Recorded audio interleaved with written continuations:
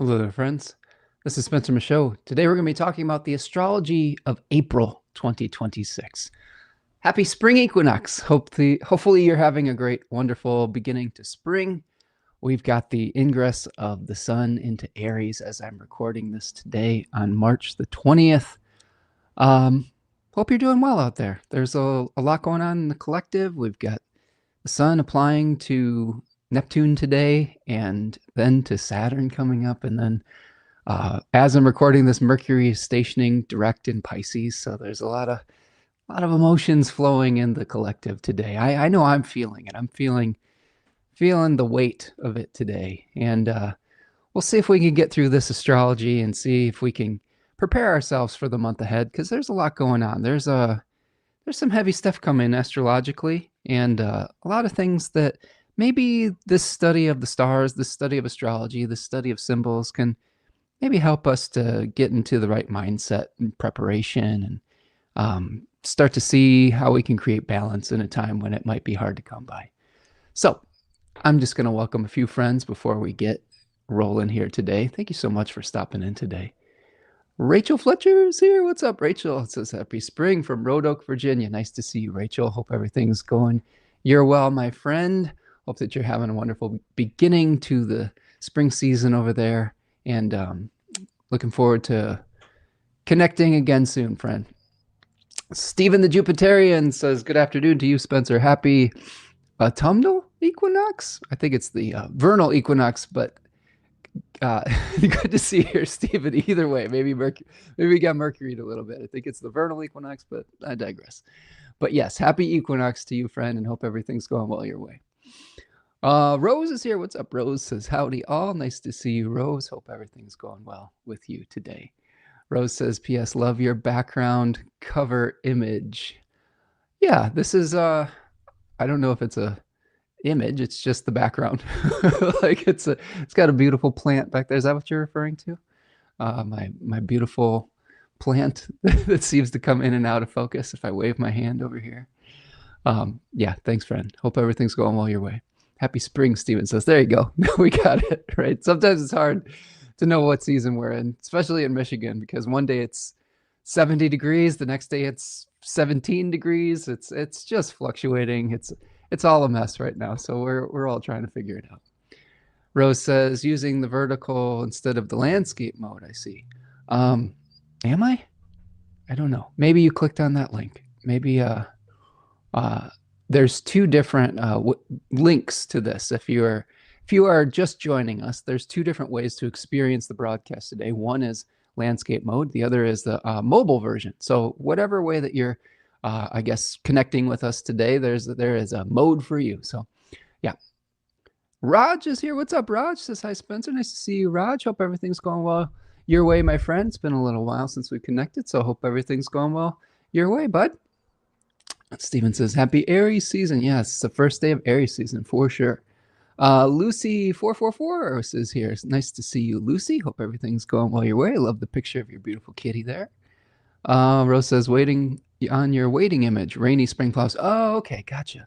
Yes, okay, that makes more sense. Yeah, that was kind of neat, wasn't it? Like a little in my area of Michigan, April is a rainy season. So the April showers bring May flowers type of thing. That was the vibe I was going for today. It had kind of this ethereal sunlight, rain kind of flower imagery. So yeah, thanks, Rose. Appreciate it. Steven says, it feels like summer here in San Francisco. Yeah, it's warming up here. Again, it's a little bit, it's a little bipolar in Michigan when it comes to the weather. That's just swinging, really, really widely back and forth. Kakakita is here. I like that. That's a great name. Kakita? Kakakita. That's a mouthful. Oh boy. Well, thanks for joining us, friend. I love that when we have new friends joining on. Okay. Rose says, I'm on the laptop. I only do landscape. Nice. All right, friends. Thanks for stopping in. Thanks for letting me know that you're here. Appreciate all of you. Appreciate all the comments and all the questions and all the participation today.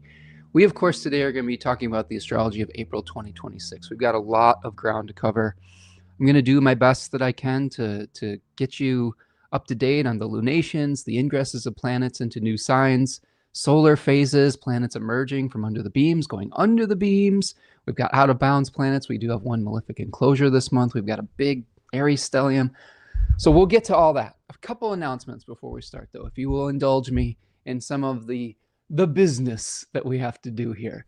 Of course, I am Spencer. I am your local friendly astrologer here on YouTube or wherever you're consuming this podcast / content.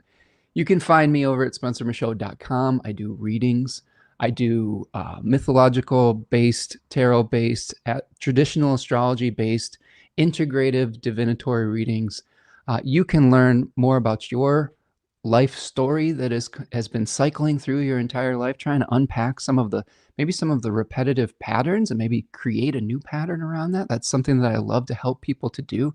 I love to help people bring balance to their lives. If you're feeling out of balance or off-centered, I love being kind of an accountability partner for that and reflecting back to you some of those challenges, but also trying to help you to nurture you through those as well.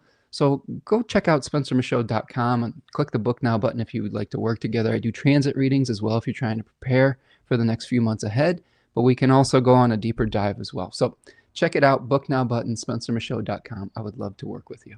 You can also visit the store at my website, which has pre-recorded webinars, a lot of which the material I talk about on the channel. But if you'd like to go deeper and if you'd like to support the channel, purchasing a webinar is a great way to do so. I have a 12 webinar series on the decans of all 36 decans that we talk about here on the channel quite regularly. You can find that in the store.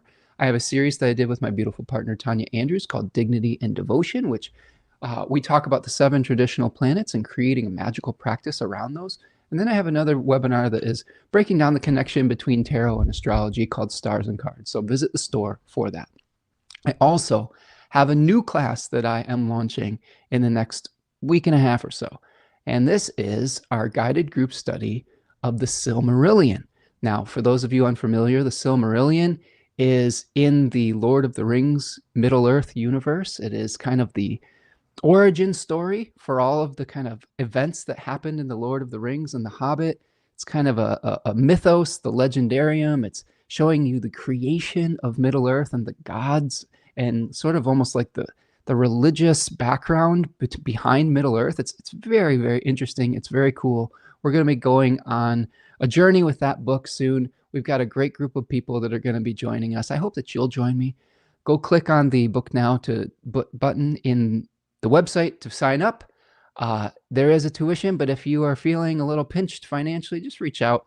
There is pay what you can options. I would just love to have some more people jump on and go on this journey with us. So please don't let the finances be an object, but I would love for you to join us. Guided group study, the Silmarillion, is going to start on March the 30th, okay, which is a week from Monday. So if you have any questions, please reach out to me at spencermichaudastrology@gmail.com. I also have a beautiful partner, Tanya Andrews, who has a magical business. It is called Third Coast Mojo, and she runs that out of Etsy. She has a number of excellent offerings that can help you through some of the challenging astrology, especially of April, when we have a lot of things stacking up in Aries. One of the features this week and month, etc., is Venus in Libra called Serene Queen.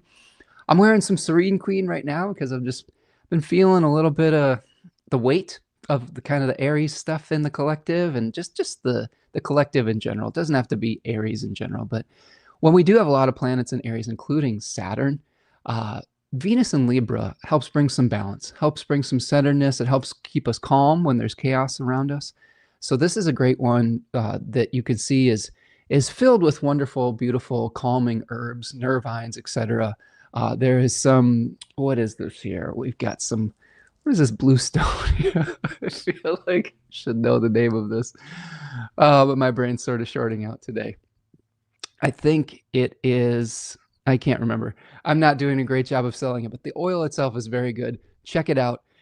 You also could check out some of the features from her Jupiter and Cancer election, which is Exalted Jupiter, Divine Dream, a dream oil. There's a Sugar Daddy oil if you're trying to grease the wheels of prosperity in your life. There's a Venus in Libra Glamour Magic soap that is available right now. And then if you're trying to kind of mitigate some of the challenges of Saturn in Aries, Saturn in Aquarius, its home domicile, its home sign. Scientific method is a great way to bring some big picture thinking, to bring some objectivity and some patience back into our world where everything feels like we have to do it now or we're going to get left behind. All sorts of great stuff. Go support her over at Third Coast Mojo. You can also find me at my newsletter. So if you subscribe to the newsletter, you can get updates on when we're going live. You can also get updates on new products and offerings from Third Coast Mojo. So make sure to sign up for that. And if you want to support the channel, you can purchase a super chat today while I'm live on YouTube, or you can go to buymeacoffee.com and become a patron of the channel over there. All of your support is very, very helpful. It is an honor and a pleasure to be able to serve you here on this channel, and your donations go a long way to keeping me doing this work. The easiest thing you can do right off the bat is like the video, subscribe to the channel, and turn on the notification bell to know when we are going live, and share it with your friends. You know, share this with your friends if you think this would benefit somebody. Word of mouth is a great way to spread the word. All right, friends, those are our announcements. Thank you for hanging out. Let's just check back in the chat here. Rachel says, I am stoked for the Silmarillion. I am too, Rachel. I need a fantasy, I need some fantasy engagement right now. Reality is a little bit hard, a little bit overwhelming. I have been watching a lot of television lately, and I've been, oh, okay. Tanya says aquamarine is the stone for serene queens. I know it should be so obvious, and just having a senior moment, I guess, or a middle-aged moment with that. But thank you, Tanya, aka Third Coast Mojo, aka Freshtopia. Here's her beautiful face, the face behind Third Coast Mojo. Thank you, Tanya. Appreciate you. I've been watching a lot of TV lately, Rachel, and we've been watching a lot of Karate Kid and like nostalgic stuff from the 80s, Cobra Kai, the series that talks about middle age, what happens after the 80s when the 80s are done, and you have to, like, you know, take those sensibilities from that time and try to make sense of it in our modern time frame. It's really interesting. It's really an interesting exploration of aging and of middle age and of parenting and of what teenagers face these days and in the past, etc. It's really amazing. I've also been watching a show called A Different World. For those of you who aren't familiar, it was a show in the late 80s, early 90s that was a spin-off of The Cosby Show that starred Lisa Bonet, aka Denise Huxtable, and just finished season 1. And I got to tell you that it's kind of silly, but I didn't realize that Lisa Bonet wasn't continuing on from season 1 to season 2. And I'm actually feeling some real sadness and some real parasocial abandonment today from realizing that she's not going to be in the show anymore. And that's bringing up a lot of really interesting questions about the state of our reality, the state of how we differentiate between reality and fiction and illusion. A lot of those themes are coming to us via Neptune and Aries and things of that nature. So we'll talk a little bit about that today. And parasocial relationships.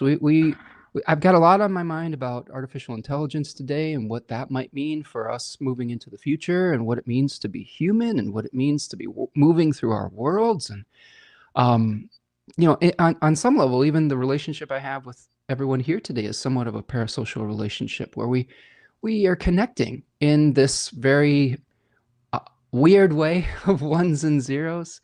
We have a relationship each week, but it's kind of different than an in-person relationship, but it might feel like we are connected in a deep way, which we are on some level. But there's a lot of philosophical things going on in my brain around those types of relationships. So maybe we can incorporate that into the astrology and see if the astrology can guide us through making sense of that. But if that type of thing resonates with you, let me know in the chat today. Let me know what's going on with all of you in the collective, because I'm feeling like just a weight today. Rachel says, I love Serene Queen. Oh, I love that, Rachel. It is really good stuff. I try to wear that oil almost every day because it really does help keep me grounded. It keeps my nervous system healthy, I think. I think that there's a lot of energy that flows through me and through all of us, really. And being able to stay centered and stay grounded when your eyes are very open and when you are receiving a lot of information and emotions, it can be really healing and helpful to have something like that to keep our nervous system, keep it going, right? Rose says, if we have done the Power of Myth by Joseph Campbell studies, why would we want this different one? Not familiar with Middle Earth topic. That's interesting that you mentioned Power of Myth. I just saw a little thing with Joseph Campbell talking to Bill Moyers today. But this is different. The Power of Myth is the hero's journey, right? With Joseph Campbell, who was talking about the monomyth. Middle Earth is Lord of the Rings. That's a completely constructed world by Tolkien that we can inhabit to learn some of the things that Joseph Campbell was trying to teach us through the monomyth. A lot of it we can see through the stories that come to us through Middle Earth and through the world of the Lord of the Rings, highlight a lot of the studies that Joseph Campbell made us aware of through that. And we talk about that a lot in class too, the hero's journey. So it is one example of the hero's journey. So it's just at this point, it is a fun thing to do that is where we can incorporate a knowledge of astrology, where we can incorporate our worldviews within that as well, and see how sometimes fantasy stories can help teach us how to live better in reality too. Sometimes they can be inspirations for us. So this is part of the reason we're doing that and going and continuing that journey. Plus, it's just fun. I think sometimes we need some fun things when everything else is feeling like it's kind of disintegrating underneath our feet, the structure. I just really enjoy it. I guess that's really the simple answer. Javiera is here. What's up? Javiera says, hola, Spencer and friends. Nice to see you here, Javiera. Okay, we've got an aquamarine. Tanya, yes, hello, Tanya. Rachel says, I hear that. I've been indulging in young adult paranormal books from the 90s. Yeah, I mean, when reality gets let's not beat around the bush, when reality is as fucked up as it is right now, friends, if we're paying attention, a little bit of escapism is sometimes necessary to keep us going. That doesn't mean that we completely bury our heads in the sand and we ignore the things that are going around us. It just means that every once in a while we might want to inhabit a little bit of a different, pardon the pun, a different world. I literally am inhabiting a different world on TV or through books or whatnot. I think some of those things can help us get out of the fight or flight response. I think that when we're experiencing the barrage of challenges that we are in the collective right now, whether it is through war, whether it is through economic uncertainty, whether it's through the rise of authoritarianism and fascism, whether it's through an uncertain future with technology and artificial intelligence, it can be so overwhelming that we get stuck in that fight or flight response. And by engaging with things like cherished books or memories like from our past, TV shows that are comfort shows, it helps us to turn down the volume of that temporarily so that when we are faced with crises that we have to deal with directly, we have the energy to do so.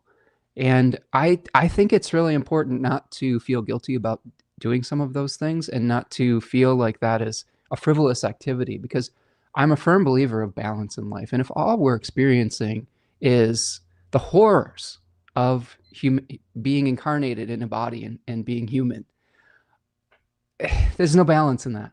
We have to find joy. Sometimes we have to make joy for ourselves. And I think a little bit of this is trying to make joy when some of the things we're seeing around us are just trying to bleed it dry from us, literally and figuratively. Javier says, I watched the new Scrubs. Missed it. Okay, that'll be fun. I haven't seen that yet, but might be a good one to engage with. Rose says, I have an aquamarine ring I love too. Oh, nice. That was a weird sort of brain fart that I had there. I know what that rock is. I know the name of that. It just was escaping me. But a lovely, lovely stone that is incorporated in the Serene Queen election and in the oil itself, in the bottle that you get as well. Javier says, so interested in that topic since I'm a loner on the fringes. Yeah, Javier, and at the risk of going too far deep down this rabbit hole, I was talking about this with my partner today, about feeling like being raised by things like culture, television, books, etc. And a lot of us who are kind of fringe, lonely, loner kids, hermits, we had these relationships with the figures on the television screen, with the heroes on the movie screen, with the characters in our books in these cherished created worlds. And a lot of us who live in the liminal spaces, a lot of 12th house, 9th house, 3rd house, 6th house type folks, those relationships become real to us. Those of us who have a bit of animism, right? A bit of an ability to see spirit in anything, right? In an animal, in an object, in a television show.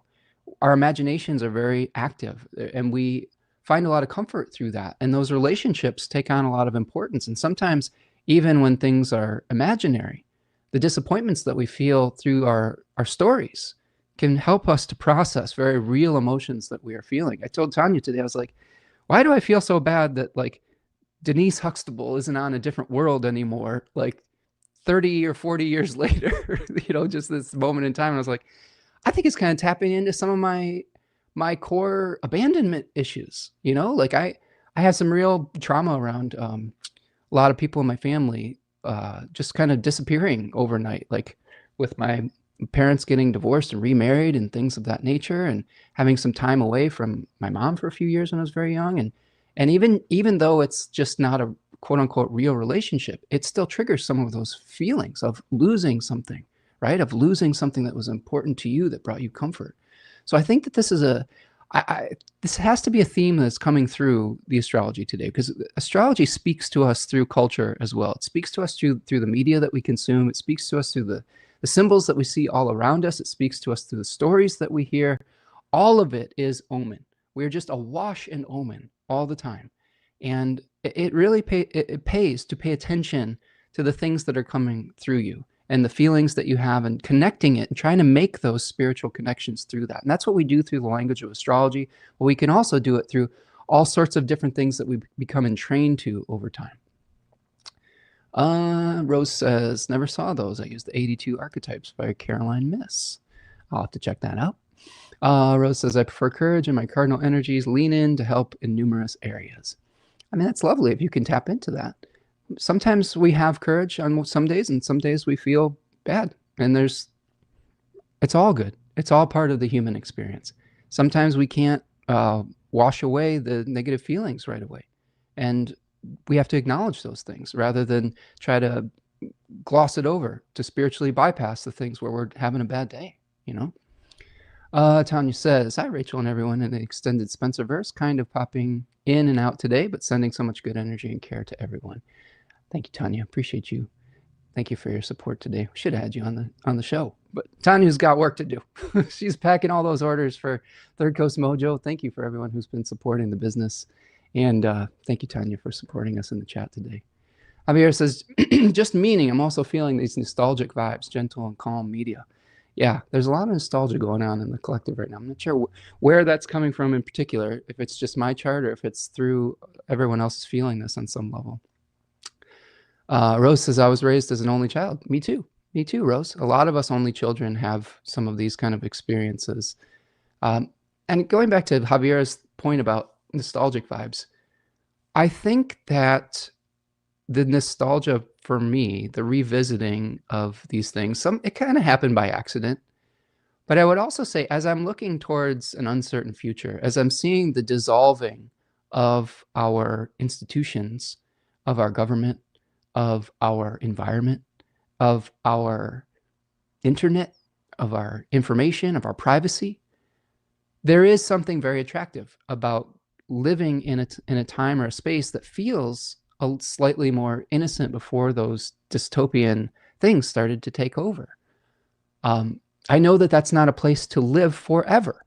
We can't get so stuck in the nostalgia that we ignore what's going on around us or try to change it for the better.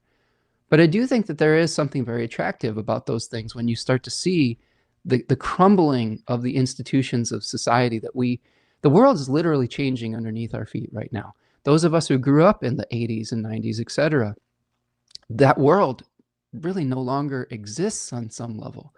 And I know that this is not necessarily unique to this generation. I think that every generation that ages goes eventually, I think, comes to a point where they don't recognize the world that they grew up in.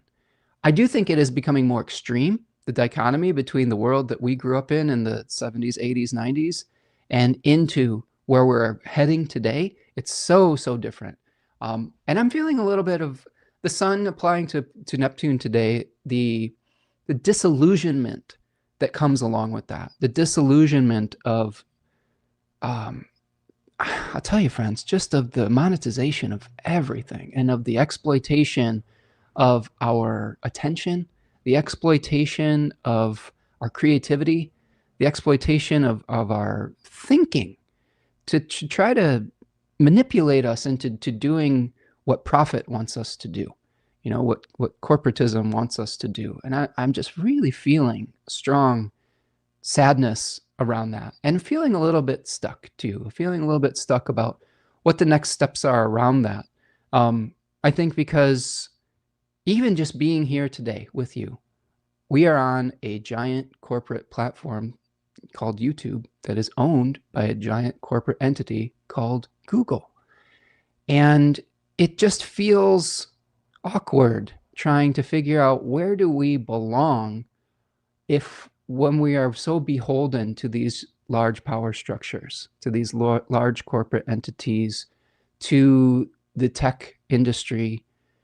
A lot of those things flying around in my head right now, and the paradox of wanting to be present and wanting to show up for this community, but also not wanting to participate in the monetization of our creativity, of the taking away of our humanity through these methods, of not wanting to be manipulated by these systems.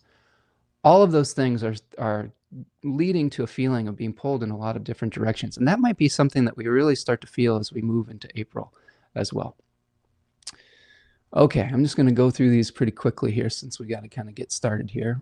Rose says rock people, tree people, etc. As an only child, we infused a lot of meaning into the things around us. Paintings by Mare is here. Ooh, beautiful profile picture. That is a lovely, lovely polar bear that you have there, Mare. So Mare does wonderful animal portraits. So go support her over there. Thank you for joining us here today.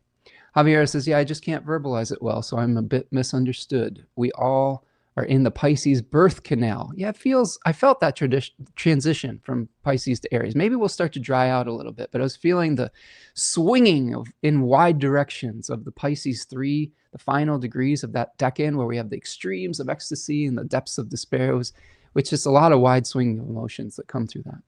Rose says my Neptune has been diving into visual art, creativity, and poetry. Well, that's good. That's a good way. It's a good way to get some of those feelings out for sure. I need to re-engage with some of that myself. Stephen says, I can relate to the loss of people and change. Mom and dad are now in assisted living after my mom had her third stroke this past February. I'm sorry, Stephen.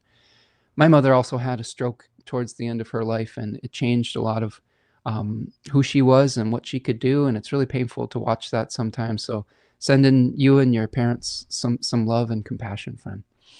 Mare says, I'm glad I'm catching the live, just settling into my paintings now. Oh, thanks for joining us, Mare. Thank you for having us on while you create. I love that we're part of the creation process, maybe some small part of it. Stephen says, loss of my childhood home, Aries in my 5th house, working on artistic and writing projects. I love it. Rose says, nostalgia. I've been watching 2 series, Downtown Abbey and Little House on the Prairie versus Dr. Quinn Medicine Woman. All great. All great. We all have things that trigger that for us, right? We all have our comfort shows, our comfort books, our comfort zones, whatever it is. Sometimes it's just a place, walking out in the woods or something like that too. So, okay. Astrological New Year, Stephen says. He says he was in his 20s in the 80s and 90s. Well, you were a little bit further along in the journey, but still, we still have some nostalgic for that. Rose says, in a few, says I will DM you a segment on the program if you'll help your perspective. I watched it live. I'll appreciate that, friend. All right. Let's go. Thank you, friends. Stephen's been watching Bridgerton. That's a good one. Okay. Thank you, friends, sorry for the extra long introduction, but I thought there were some things I had to get out as far as the vibes, right? Sometimes astrology is connecting symbols with the things that we're feeling, connecting the vibes with the things that we see in the chart. And I think by maybe giving some context in the vibes that I'm feeling, maybe that'll help us to see what the astrology is trying to teach us as we break down some of the thoughts around April. Thank you, Stephen. Appreciate you, friend. Okay, so big picture thoughts for April. Let's start looking into April. We still have to live through some of March as I'm recording this, but we're looking ahead here to get prepared emotionally. There is a big stellium in Aries in April. We are going to have multiple planets: Mars, Mercury, the Sun, Neptune, Saturn, Chiron, or smaller bodies if you want to split hairs about it, moving through Aries. We will have a moon in Aries. We're going to have a big meetup of these planets towards the end of the month that I think will be a very pivotal moment in the world's history, potentially, but especially in the United States. I know that the United States political circumstances and actions are having global consequences. So I think that I will break that down a little bit for you today. But a big stack up of planets in Aries. What does that mean? It means that we have a lot of pressure, or we might feel a lot of pressure to make a new beginning. There's a lot of yang energy. There is maybe not a lot of patience. There is something that we're trying to separate from to begin something new. And I think that in this Pisces season that we're bringing to a close as of today on the spring equinox, I think we're trying to get clear about what we want to create. We want to get clear on what we want to leave behind. Maybe we need to look to the past so that we can understand our future on some level as well. But I do think during this last kind of eclipse portal, I guess you could call it, that's the only time I'm really comfortable using the word portal. I think eclipses are definitely portals. All the other portals are just kind of made up New Age stuff, in my opinion. If they work for you, that's fine. I don't want to totally rain on your parade, but that's just my humble opinion. But a lot of the things we were working through in eclipse season was just really getting clear on what we believe in. And to do that, we sometimes have to be shown the opposite of what we believe in. And that can be really painful sometimes to get clarity around that. We've been clearing the decks. We've been removing old beliefs. We've been removing old stuff. I've been talking a lot on the channel about being able to work through organizing my home and letting go of old things. But I think that the most powerful thing is letting go of old beliefs that shape our reality. So this Aries stellium is what we've been kind of clearing the decks for on some level. So we will talk a lot about that as we get towards the middle and the end of the month. But I want you to know that that's coming, that time period between April the 18th and April the 22nd is extremely, extremely, I would say volatile is a pretty good word. There is a kind of an ignition, sort of a match that's being lit around that period of time with a Mars-Saturn conjunction that's coming together. And the Mercury malefic enclosure plays in that as well. Mercury, Mars, and Saturn are all coming together around the same degrees. And I will explain why those degrees are very sensitive in the first 10-degree section of Aries. Saturn emerges from under the beams in April. It is going to be becoming visible. We've talked about this in some previous broadcasts, but in traditional astrology, we like to focus quite a bit, at least I do, on the synodic cycle of planets. When they are becoming visible out of the beams of the sun, when they're going into the beams of the sun, and when they're making what is called the Cazimi moment, renewing themselves in the heart or the furnace of the sun, burning away the old cycle and planting the inspiration for the new cycle. Saturn is going to be Cazimi on March the 25th. So before as we're recording this, we haven't had Saturn's Cazimi yet. But it is going to be planting that seed. That's next Wednesday from when I'm recording this. And then Saturn's going to emerge from the beams in the first weeks of April. So pay attention to what happens next Wednesday, the 25th of March, and the seeds that are planted, and something will become visible on April 11th around that. So that this is very important because a lot of times when Saturn is going under the beams, as it is right now as I'm recording it, some of the structures around society start to crumble. Some of the structures of our personal lives start to crumble. And then we get a seed for the new structure. Saturn loves to structure things. And then when it emerges from the beams, we're starting to implement some of those new structures in our life. So very important, especially with a collective planet like Saturn. These events are going to have very widespread consequences for global consciousness.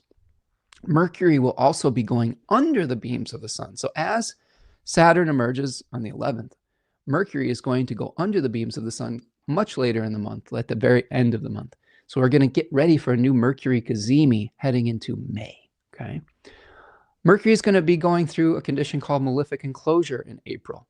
There is that set of dates that I was talking about, the 18th through the 22nd or so, especially on April 20th, Mercury is going to be enclosed in a bodily conjunction, a bodily enclosure between Mars and Saturn. So there could be one particular day that could be very difficult communication-wise. There could be a lot of messages coming to us that could be a little bit destabilizing, that could make us feel frozen, make us feel a little bit heightened, a little bit of that fight or flight response. So we'll talk about that. We'll try to prepare you for that. And then a couple other things. We've got some Pluto squares that are going to be happening this month. We've got both the Sun and Venus making a square with Pluto from Taurus to Aquarius. So we'll talk about what that might mean for the collective and what that means for our personal lives. And then finally, the other kind of big picture thing is we've got Uranus moving into Gemini for the next 6 or 7 years here. We had a brief taste of this last year. And then we had a retrograde cycle with Uranus moving back into Taurus. But now we're going to see Uranus moving into Gemini again. I did an entire broadcast on this if you'd like to see some of the big picture themes of Uranus and Gemini. But just to kind of review some of that. We'll talk about this more when we get to it in the dailies. But Uranus can show us places where we are trying to break down old structures, or that those old structures are breaking down almost unexpectedly. It's not completely unexpected if we're really paying attention to the larger term cycles. But I think that we can get some shocks. We can get some lightning bolts. Sometimes Uranus, if we follow with Liz Green's way of looking at stealing fire, like Prometheus from the gods, we can be trying to achieve something divine that may get away from us. In this case, in Gemini, we may be trying to create a technology that we might not be able to control eventually. We're already being manipulated by it with artificial intelligence, and Uranus is going to start supercharging that conversation. So Uranus and Gemini in particular. So we'll talk about that more today, but hubris is a feature of Uranus as well. And we need to really kind of start to think about how we might be able to work through the hubris of trying to attempt to be godlike when Uranus moves through a specific place in the zodiac. In this case, in Gemini, our communications are ripe for evaluation around that. Okay, so those are some of our big picture thoughts. We've got a number of really great comments coming in today. I'm just going to check back in here. Let's see. Rose is saying, Dr. Quinn, Medicine Woman, is about forging forward alone to do what you love. Very Aries, right? And Jane Seymour, right? Yeah, she is a beautiful woman. So Jane Seymour, Dr. Quinn, Medicine Woman, go check it out. It's one of Rose's favorites.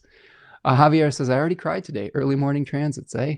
Yeah, I felt like crying this morning. I don't think I actually had a breakdown yet, but I was feeling a little overwhelmed the last couple of days, just emotionally, just a lot of emotions swirling around in the collective.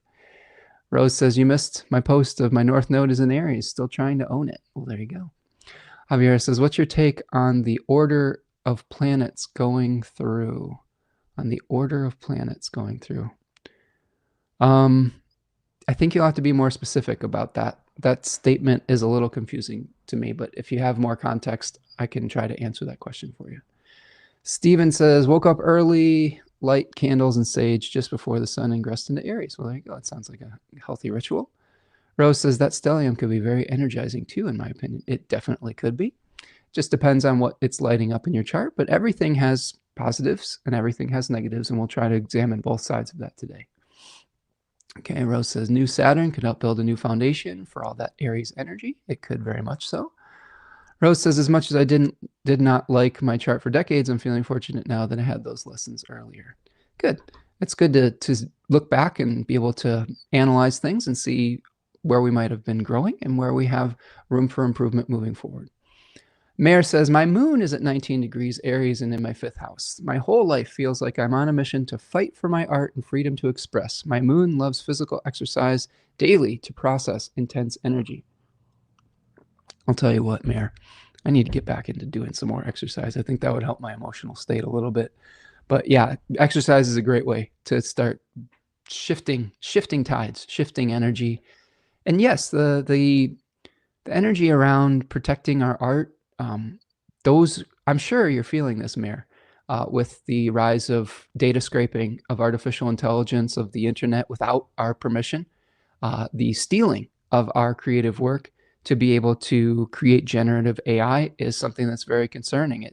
There's something about it that makes us feel, at least myself, feel a little bit reluctant or hesitant to put my work out there and to do things of that nature. So I hope that you're still able to kind of do what you do and that your work is protected and that that we're in this together, right? We should fight for our freedom to express our art. We should keep making art. We shouldn't be intimidated by big tech and the stealing of our data without permission, or the stealing of our art to train an AI model. And we certainly, most 100%, should not assist them in doing that. So that is the argument for not using some of these chatbots and generative AI image generators, because you're literally training the technology that will steal from you and replace you, or attempt to. Now, we can have a big philosophical argument on whether AI can really replace us or not. Hopefully not. But that might be a longer discussion, and one that might get me too fired up to make it through the next 2 to 2.5 hours that we need to get through the Astrology of April. Okay. Got a lot of great comments coming in. I just can't get through all of them today, friends. I love hearing about the Aries placements. Let's see. Yeah, Pluto photos have been stolen online for decades. Why do you think we have had to plaster our copyright all over images? Yeah, a deep discussion could be had about copyright, about culture, about the commons. I have real mixed feelings about it. I don't know if I have time today to go into all of those things. I would recommend a movie, if I can remember the name of it, called Remix, a Manifesto. And this was about copyright this was in the mid 2000s that this came out.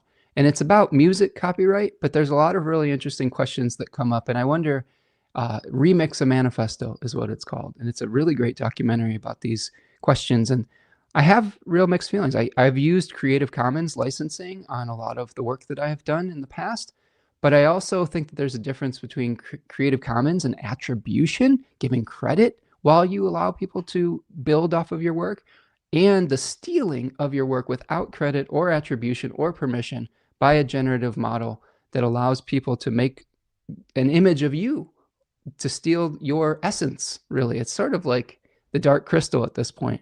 They're basically training models to predict how you might speak. If the AI decided it wanted to, it could go into Spencer Michaud Astrology on YouTube. It could scrape all that data and probably create a whole astrology forecast that sounded exactly like me. At this point, you might not even know if I'm a real person at this point. I could be an AI bot right now. I'm not, but we're getting to the point where that is not science fiction anymore. Do you see what I'm saying? I saw a thing about they are using images of Val Kilmer to complete a role that he halfway did during the 2000s or late 90s, so that they could use his likeness. And those are the types of things that people in the SAG AFRA group have been fighting against, like people being able to protect their own likeness and things of that nature. So really deep conversations we could get into about it, and ones that are worth having. see. Rose says, I got caught Gmail stealing an image from a friend that is pro-tog, so I notified him and they took it down. Well, there you go. Okay. Here is our middle range picture today. We talked about the big picture. Here is the medium view. We'll talk about lunations. Lunations are basically new moons, full moons, quarter moons. We have other ways that we can contextualize the moon cycle, but these are the ones we focus on here. We have a full moon. We're starting the month off with a full moon at 12 degrees of Libra. This is going to be on April the 1st in the decan of Libra, associated with contracts, associated with finding common ground with someone else, seeing someone else's perspective. So all of this Aries energy is tested immediately at the beginning of the month, where we want to move forward with something. We want to strike out independently, but we may have to work with others. And we're going to have a square with Jupiter in Cancer at that full moon. So there might be a feeling of being pulled in a lot of different directions at the very beginning of the month in a cardinal way, where we might be wanting to initiate, but we do have to check in with others. We have to realize that our actions do affect other people and their actions affect us. On April the 10th, we have a last quarter moon at 20 degrees of Capricorn. So this is the waning moon squaring the Aries sun, where we may be working and trying to work through some bureaucratic processes. Now, in the United States, this is right around the time we're dealing with tax season. And tax season can be very confusing. It can be very frustrating. It can be really frustrating when you feel like your tax dollars are going to support things that you don't believe in. I know my beautiful daughter posted a little video about this on Instagram the other day, and I agree with her. Like, sending our tax dollars over to fund war and genocide and policies that we don't agree with, and to kidnap our neighbors and put them in concentration camps is not something that we feel really great about. So we may be having some tension around tax season this year, in particular with the last quarter moon, with the moon in its exile squaring the sun in its exaltation. We have a new moon at 27 degrees of Aries at the 17th of April. So this is a new start, an Aries start, where a lot of the things that the new starts we've been feeling coming, but this is really kind of a go button for us on the 17th, which is right around that time period where all of those planets are going to be coming together in that big Aries stellium as well. We have a first quarter moon on the 23rd of April at 3 degrees of Leo. That's going to be squaring the Taurus sun. So there might be some challenges around resources around that period of time and visibility. I know that this is a conversation I've been having a lot with people in my life and in our family, is the need to be visible, especially in digital spaces, but the discomfort around that, especially when we are becoming more and more entrenched in a surveillance state and with big tech scraping our data and like invading our privacy. There may be some tension around that, especially with the T-square with Pluto at that first quarter lunation. So we are feeling challenges around visibility, challenges around showing up, challenges around privacy, and that also could be having an effect on our resources, scarcity, some of those themes that we see within Taurus 1 that we'll talk about today. We have a number of ingresses of new planets into new signs in April. We have Mars moving into Aries on April the 9th. We have Mercury following into Aries on April the 14th. And then the sun will be moving into Taurus on the 19th. So this is that sun moving into Taurus is going to start setting off some of the squares with Pluto. It's going to be highlighting some of the challenges that we're going to be experiencing that day around the big Aries stellium, but it's also going to start moving us in a different direction than all the planets stacking up in Aries. On the 24th, Venus is going to be moving into Gemini. Okay, so making the splitting of attention more attractive on some level. And then the day after that, Uranus moves into Gemini on the 25th of April. Really a very big transit as far as the collective is concerned, where we may be innovating with communication, we may be innovating with technology, but we also have to be aware of the hubris of trying to be godlike with that technology or godlike with those communications, because we might be creating something that we think that we have control over, but has sort of takes on a life of its own that may be very difficult to put back into the jar or into the box once it's been let out. So those are our planetary ingresses. We have a number of solar phases in April as well. On April the 9th, Mercury exits its retrograde shadow at 22 degrees of Pisces. So this is when Mercury is going to start traversing new ground. Today, Mercury is stationing direct. As I'm recording this, Mercury is stationary. It's probably going to station direct while I'm recording this, while we are live together at about 3:30-ish Eastern time, half an hour or so.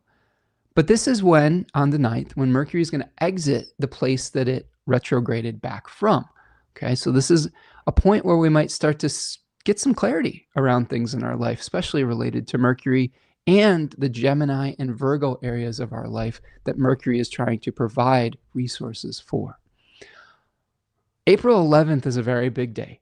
This is the day that Saturn is going to emerge as the morning star at 6 degrees of Aries. Again, we talked about that earlier in our big picture thoughts, but Saturn emerging as the morning star speaks towards the revelation of what has been brewing behind the scenes as far as new laws are concerned, new structures of society, new authority figures, new authoritarianism, like with a fallen Saturn in Aries. Saturn is not super happy in Aries. It is said to be in its fall. It's said to be debilitated in that sign for a number of reasons. Saturn is usually a planet of patience. Saturn is a planet of seeing the big picture, of seeing multiple perspectives and creating laws and structures based on the needs of everyone, not just the needs of an individual. When Saturn is in Aries, we have people that are being very impulsive. We have people that are acting in their own self-interest. And a lot of those things are, the seed for that is going to be planted on the 25th of March. And we're going to see the results of that emerging on around the 11th of April.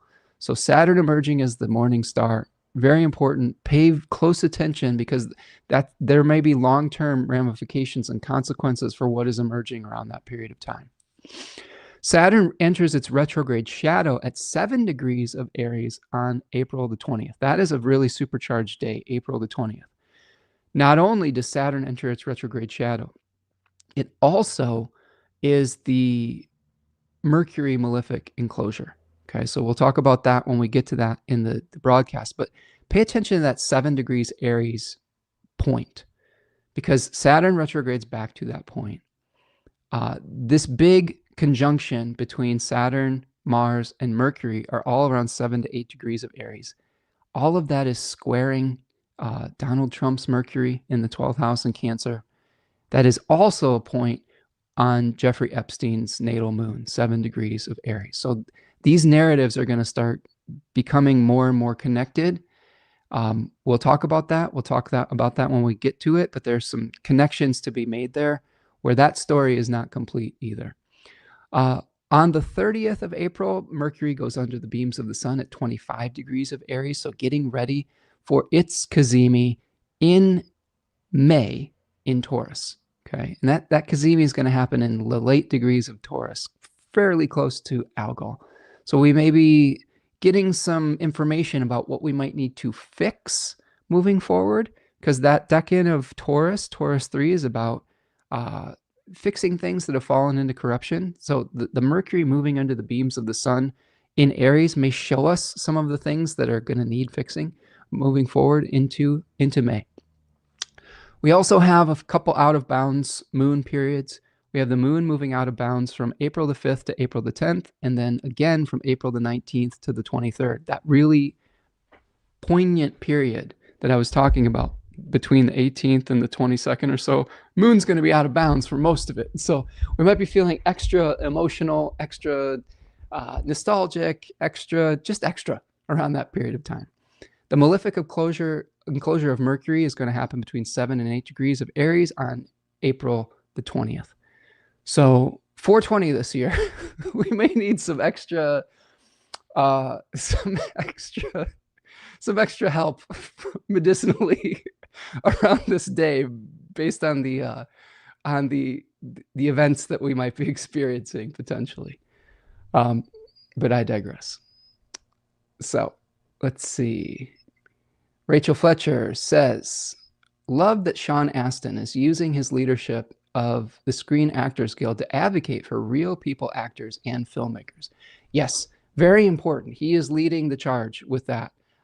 Actually, I work with someone who works with him and talks about this issue quite a bit. And there's been a lot of movement in that particular field towards protecting people's intellectual property, protecting their identity, right? Protecting their privacy, protecting the use of their image. Think about how dangerous it could be for people to steal your image and create something that looks and speaks and has your mannerisms, and they can make whatever they want with it.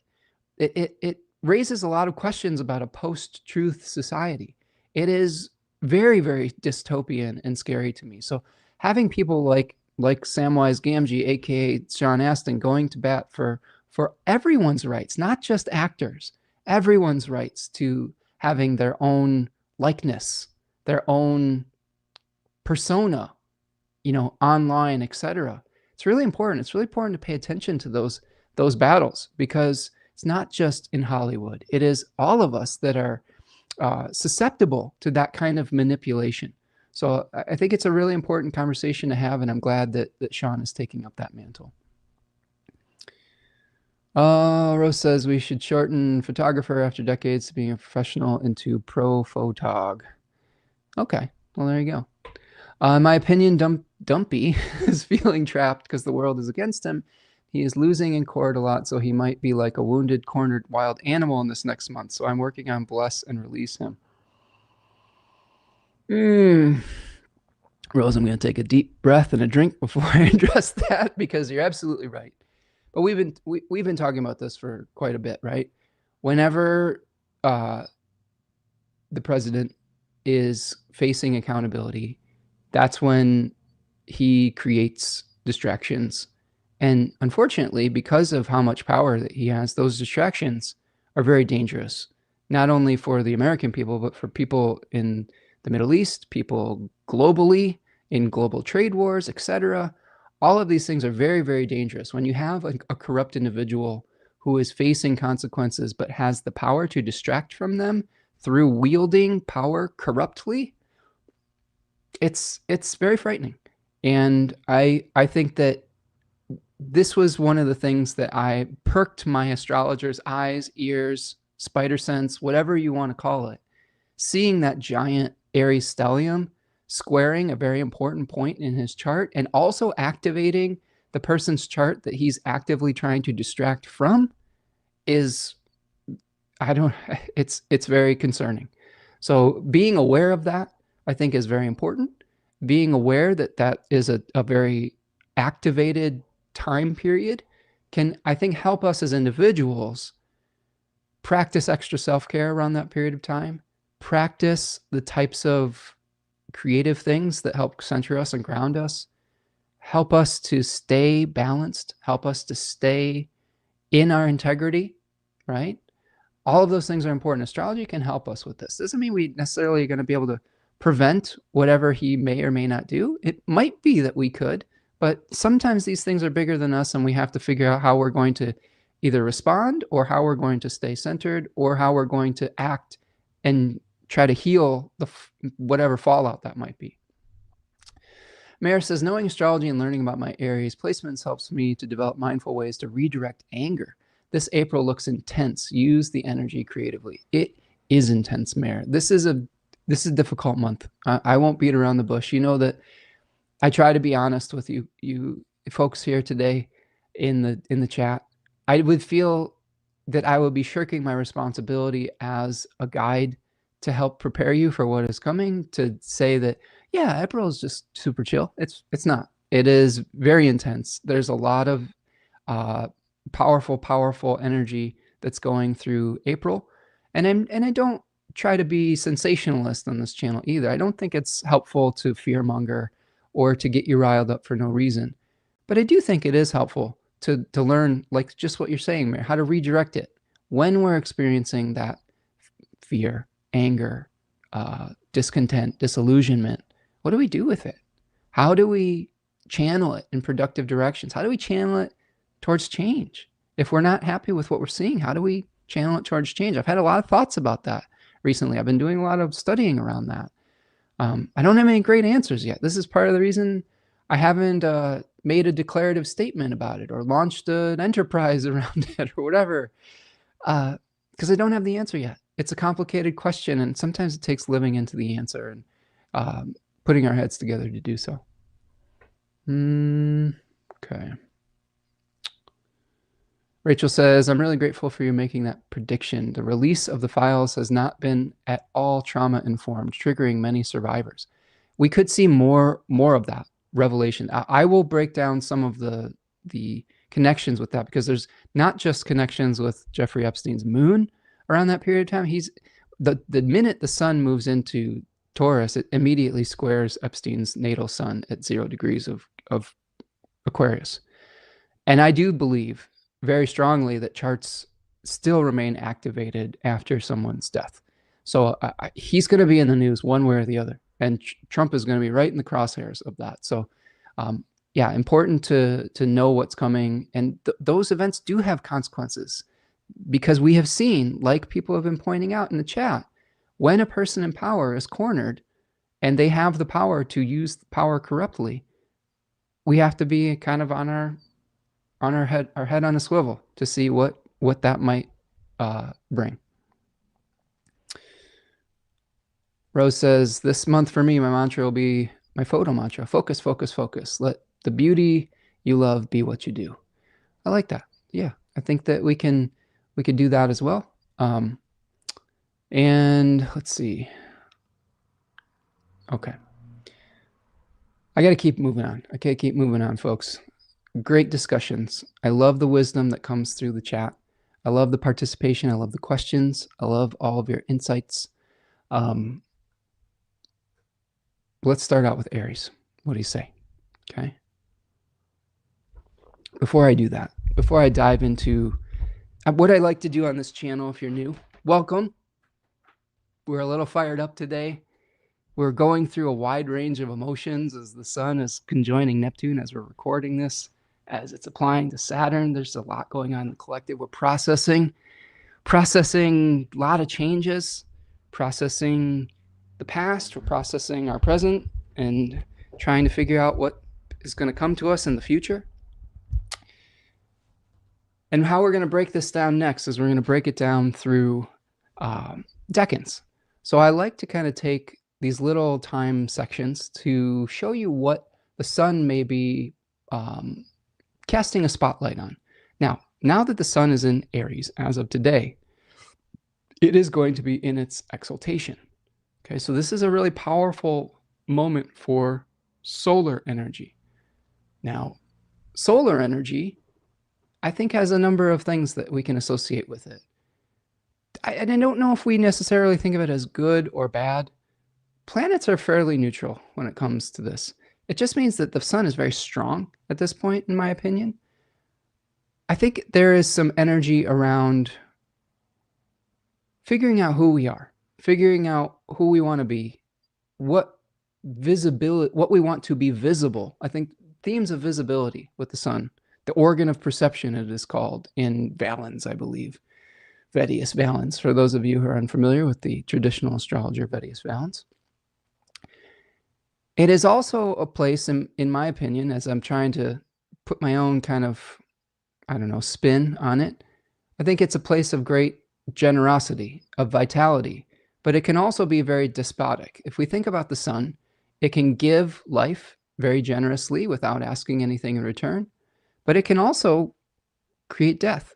It can also burn us. It can also kill us. It can dehydrate us. Like it can be very dangerous. And a very strong sun can be scorching as well as healing and vitality producing. So ways to think about that. Sorry, I got something in my eye here. The Aries 2 sun, as of today, we are working through the sun in Aries 1, where if we look back here, we are talking about severing and separating from the collective to strike out on our own, the very Mars-ruled decan. right? Lord of Dominion, trying to figure out which new territory we want to conquer in the language of early 20th century, late 19th century colonial language that is infused throughout these tarot decans from the Rider-Waite-Smith deck. Now, we can change that story a little bit, but understanding that is important because we have seen a lot of language around manifest destiny, around colonialism, around just hostile takeover of territories. And if we try to whitewash the decans, we're going to miss some of the things that are actually happening in front of our face. So I do think it is useful to understand that this is part of what might be coming through the collective here. When we get into Aries 2, we move from the severing and separating that comes through Aries 1, and we move towards declarative statements about what we believe. In the first decan, we say, this is what we're not. In this decan, we say, this is who we are. It is a solar decan. It is the decan that has the degree of exaltation of the sun at 18 and 19 degrees of Aries. Book of Thoth calls it the Lord of Virtue. Austin Coppock calls it the crown. Okay, so some questions you could ask yourself during the period between March the 30th and April the 9th is, what do you truly believe in? What are you trying to put out into the world, right? How do you announce or clarify your values? What do you value? Okay, how do you establish your character? How are you going to serve the new territory that you are establishing with dignity? Can you establish independence and self-governance in this area of your life? Where do you make your own rules? This decan talks a lot about creating a world of your own, right? So where can you make your own rules, and where do you have to follow someone else's? What skill set does healthy leadership require? This is important. This is how we turn some of the toxic masculinity traits on its head. How do we become young leaders when we're dealing with Aries energy, but do it in a way that's in service of the people rather than trying to control or dominate them, right? How do you take responsibility for the power that you are trying to enact? Very important, okay? So as we go through Aries 2, okay, we are going to start seeing, we're going to start off with a banger, right? We're going to start off with a banger here. We're going to start off with a full moon. All right, so let me share my screen and I'll show you what we're dealing with here. One moment. Okay, so we've got our Aries full moon in Libra beginning on April 1st. Oops, that's not what it is. We don't want any eclipse. One second. Mercury's messing with me a little bit. There we go. Okay, so here is the full moon in April, very beginning of the month. Okay, so 12 degrees Libra, 12 degrees Aries in opposition, making a big T-square with Jupiter. Now Saturn is co-present with the sun, as is Neptune and Chiron. This decan is really, we're trying to make a declarative statement about what we believe in, what our personal values are. The moon isn't, that's where the sun is in, right? We just talked about that. The moon is in the decan that is all about making adjustments, about binding contracts. It's a Saturn decan. We've got a solar decan and a Saturn decan facing off with one another. It says, what are your commitments? What are you bound to? Where can you not make the rules? Where are you actually beholden to someone else's desires, needs, wants, etc.? And when we have it squaring off with Jupiter, Jupiter is kind of like an intermediary, right? Intermediary between these two. It is the attempt to create a safe space, an attempt to create some kind of nurturing environment for healthy growth. And it's in the overcoming square to the moon. So some of the tension that we might feel from the face-off between the Libra moon and the Aries sun maybe could be mitigated a little bit by Jupiter in Cancer. Now, the moon itself is going to be hosted by Taurus Venus, right? Venus in its own sign. A lot of the issues that are coming through this opposition are probably going to be around resources, because Venus in the first decan of Taurus is trying to make plans for planting the garden or plowing all the rocks out of it or removing the rocks so that we can plant the garden and plant the seeds in the garden. So there could be some challenges around that, but those are some of the themes that I think are going to be coming to the fore. The sun is hosted by Mars and Pisces still, so we still might be very idealistic about what we want to achieve. We may be thinking about the sacrifices that we want to make personally for our own dreams, for our own goals, etc., and then trying to balance them out with other people's needs, desires, etc. So we start off with not really a huge Aries focal point. We start off with the need to make compromises in Aries season. So something to keep in mind as we begin the month, needing to compromise. Now, the other challenge with this full moon is it's very close to a fixed star called Algorab. Algorab is in the constellation Corvus the Crow. Corvus was a bird, obviously, that was given the task or responsibility to fill the cup of Apollo, called Crater, the constellation Crater, right?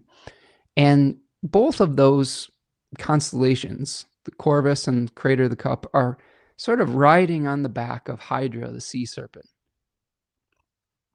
And Corvus, the story goes, gets distracted by earthly delights, by shiny objects.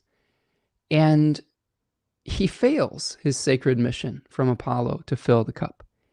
And by doing so, he shirks his responsibility. He had a vow that he made to Apollo, Libra 2, vows, but he failed to follow through on those. And instead of taking responsibility, he blamed Hydra, the sea serpent. He tried to distract from his failing. Now, interesting, right? Because we've talked a lot about distracting, that is happening from government officials when they're facing accountability, when they're facing responsibility, okay? So this is also a full moon that teaches us how to stay focused. There may be some things that are trying to distract us from our goals around this period of time, especially at this full moon. And what we need to do is we need to stay focused. We need to commit to our responsibilities. We need to take responsibility if we've had any falling short of the glory. And we need to try to see our own needs and balance them out with the needs of others. Okay, this is part of being an adult. This is compromise as part of being a mature, functional member of society, rather than being an immature person who is just going off and trying to do whatever they want, consequences to other people be damned. And we've seen way too much of the latter recently, of people saying, I'm going to do what I want to do, and I don't care who it hurts or what the residual damage is, the collateral damage is. And that is irresponsible and immature. So this is a full moon to get back in touch with the Saturnine, the exalted Saturn and Libra types of energies of being responsible for what we've committed to, avoiding distractions or avoid creating distractions, and trying to carry out our vision in the context of sharing this world with others.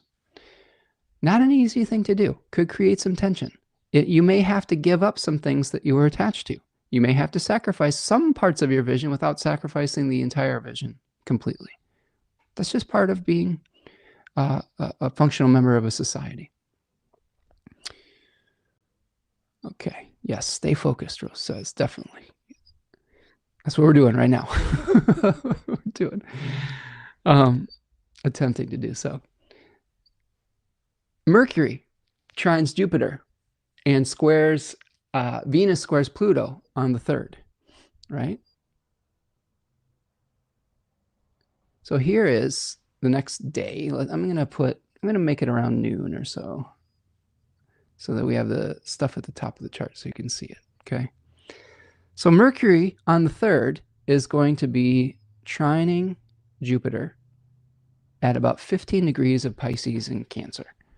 So we may have some really good ideas about how to take the leap, right? Take the leap into the unknown to be able to figure out how to be satisfied with the work that we're doing without being a perfectionist about it. We could ask some questions about our skill set, whether we are prepared to do the things that we are attempting to do. Remember, the second decan of Pisces talks a lot about,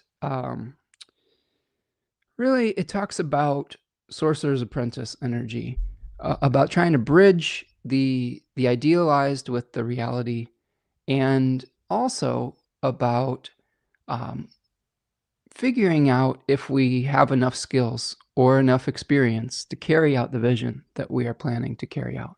Now, making the trine with Jupiter in Cancer is interesting because that decan of Cancer is all about protecting something so that it can grow to its full fruition. So I think that this is a really good aspect with Mercury trining Jupiter to ask some questions about where do you still need to grow?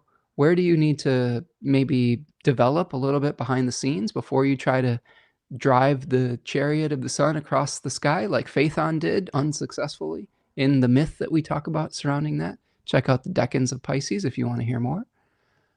But this is also in the backdrop of Venus making a square to Pluto. This is one of our first major squares with Pluto for the month. And this is an aspect that I think there's a couple things that I think about with this. First of all, we haven't talked about Taurus 1 yet, but just to give you a preview of Taurus 1, Taurus 1 is the 5 of Pentacles decan, where we see two figures that have fallen a little bit on hard times outside of a church in a snorstorm, in a snorple. Sorry, this is what happens. This is Mercury stationing direct. You're going to try to say snowstorm, but it's going to come out snorple. So we get a little giddy today with Mercury. So you can see two figures in a snorple, and they're going to be seeking refuge either by coming from the church or going into the church. This is a decan that often has been characterized by worrying about scarcity, by worrying about not having enough physical resources. And Venus is going to be trying to smooth that over a little bit, okay? Now, Venus is coming into contact to a square with Pluto in Aquarius. So a lot of the things that we may be fearing around abundance, around having enough, they're like fundamental things like food, shelter, money, etc. Things that we need for everyday life, like fundamental things. When you see Venus squaring with Pluto, there are bigger picture things that are being brought to the surface. There is corruption that's being exposed that makes people feel a little bit unstable when it comes to their financial or material security. Part of those things happen when you have a government like the United States dropping bombs on oil supply fields for most of the world. So the type of energy security that people have enjoyed for many decades starts to disappear when that happens. So there could be rising prices. You know, war is expensive. War is stupid and expensive. And this one, it wasn't very well thought out. I don't know if any of them are super well thought out, but this one in particular is a bunch of fucking bullshit. And I'm tired of it. And I'm tired of this whole thing. Like, I guess that's where I'm at today as the Aries sun is moving around. But when Venus is squaring Pluto, be careful about that. Be careful about fear of not having enough. One thing that I will say about the first decan of Taurus is that when you feel that scarcity kind of energy coming through, the real gift of this decan, it's a Mercury decan, Mercury face, is learning how to plan to be able to plant the seeds for abundance. So if you're feeling like, hey, wow, the bigger picture is getting a little scary. Things are getting expensive. What kind of things can you do to plan to mitigate some of those things? Maybe it's taking a look at your budget. Maybe it's cutting back on certain things so you can afford other things. Maybe it's planting a garden. Maybe it's growing some of your own food so that you're not so dependent on the system that is crumbling around us, quite frankly. There are things that you can do to extricate yourself from some of that corruption. Not everything. We have to learn how to get along. The fantasy of going off and buying some land somewhere is and just living completely off the grid. Honestly, that's just fantasy. Like I tried that. I tried that back in 2016. And what I realized was that everything is connected. That the water I'm drinking can be polluted from a farm, you know, two houses up the road that was polluted in the 70s. Do you see what I'm saying? Like we had to back out of buying the farm and going off the grid because the water was polluted. And that was an eye opener for me. That was my 12th house escape from society dream, and it was very edifying, realizing we can't escape society, right? We can try to maybe not be part of exploitive systems, but when we see those systems, we need to start creating a better system, a better one that is in service of the things that we really truly believe in, and of servicing each other rather than having this like, very individualistic mindset. I'm going to really push back on the individualism of Aries in this broadcast today, because I think it is only one phase of a much longer story. A lot of people are like, I need to just do my own thing when it comes to Aries. Yes, Aries is not just about radical individualism. Aries is about initiating one stage of a process. So you can start things. I tell this thing over and over and over again. I get frustrated thinking about it. This is me banging my head against the microphone. The seed pushes through the soil so that it can start spreading its leaves and interacting with the other forms of life around it, starting to create relationship. Aries is one phase of relationship, the beginning of new relationships. If you think about it as the beginning of isolation, you will not survive. A plant does not survive without the relationship to the sun, the relationship to the soil, the relationship to the animals and insects around it. It is part of a larger ecosystem and cycle. And I don't know who needs to hear this today, because I feel like a lot of you get it, but I think there's some of you here still that are saying, I need to just go off on my own and screw everyone else. And I think that is a mistake. And I think that is what we need to figure out and be aware that is happening in the collective, especially in April. There's going to be a lot of voices around that. There's going to be a lot of like, we need to just like completely sever our ties and our relationships and all of these things. And I'm telling you, it's a mistake. That's not the way nature works. That's not the way human beings have survived for millions of years on this planet. Okay, thousands of years, however many years they've been here. We have thrived because of communal efforts. We've thrived because of relationships with each other, with the land, and with the divine, really, and a relationship with the divine, rather than seeing it as an enemy, or seeing the earth as an enemy, or seeing each other as enemies. It's really important. It's a message that I hope that continues to get put forth here. Let's see. I'm just looking through the chat here. Rose says Venus in conjunct Pluto. Says what? Venus squared Pluto, Rose. But yes. My first astrology dance teacher taught me to start. My first astrology teachers told me to start dancing and shake my booty. A bun dance. Oh, there you go. Rose says I wanted to buy 60 acres many moons ago. I had a creek and a pond and with a frog, 7 south-facing hill for the whole house. But alas, didn't work out. Yep, sometimes it doesn't. Bloom where you are planted. I love that. Yep. Oh, you have Venus conjunct Pluto. Okay, well, there you go. Mayor says, I'm part of a collective of over 20 artists. I was just given a leadership role. Been really busy lately, but still trying to honor my own artwork. The astrology you're explaining is so accurate for me. Good, good. Remember, Mayor, leadership, a good leader is always taking into consideration not only their own needs, their own self-care, but the needs of the people that they are serving. So how do you set an example for people by doing your own work, but also understand how you can lead them to be successful in doing the work that they need to do? And how can you facilitate those relationships? It's relationships, right? If we don't facilitate relationships, we end up cast out and life becomes much harder. Life becomes much more difficult when we shirk our responsibility as a relational being. Okay. So that's Venus square Pluto. Intensity, right? Something bubbling up from underneath the surface. This could also be something related to the divine feminine with women's rights. Something like that could be coming up and needing to be reckoned with the collective as well, with Venus being a universal significator for sacred feminine. On the 5th, the sun is going to square Jupiter. Okay, so this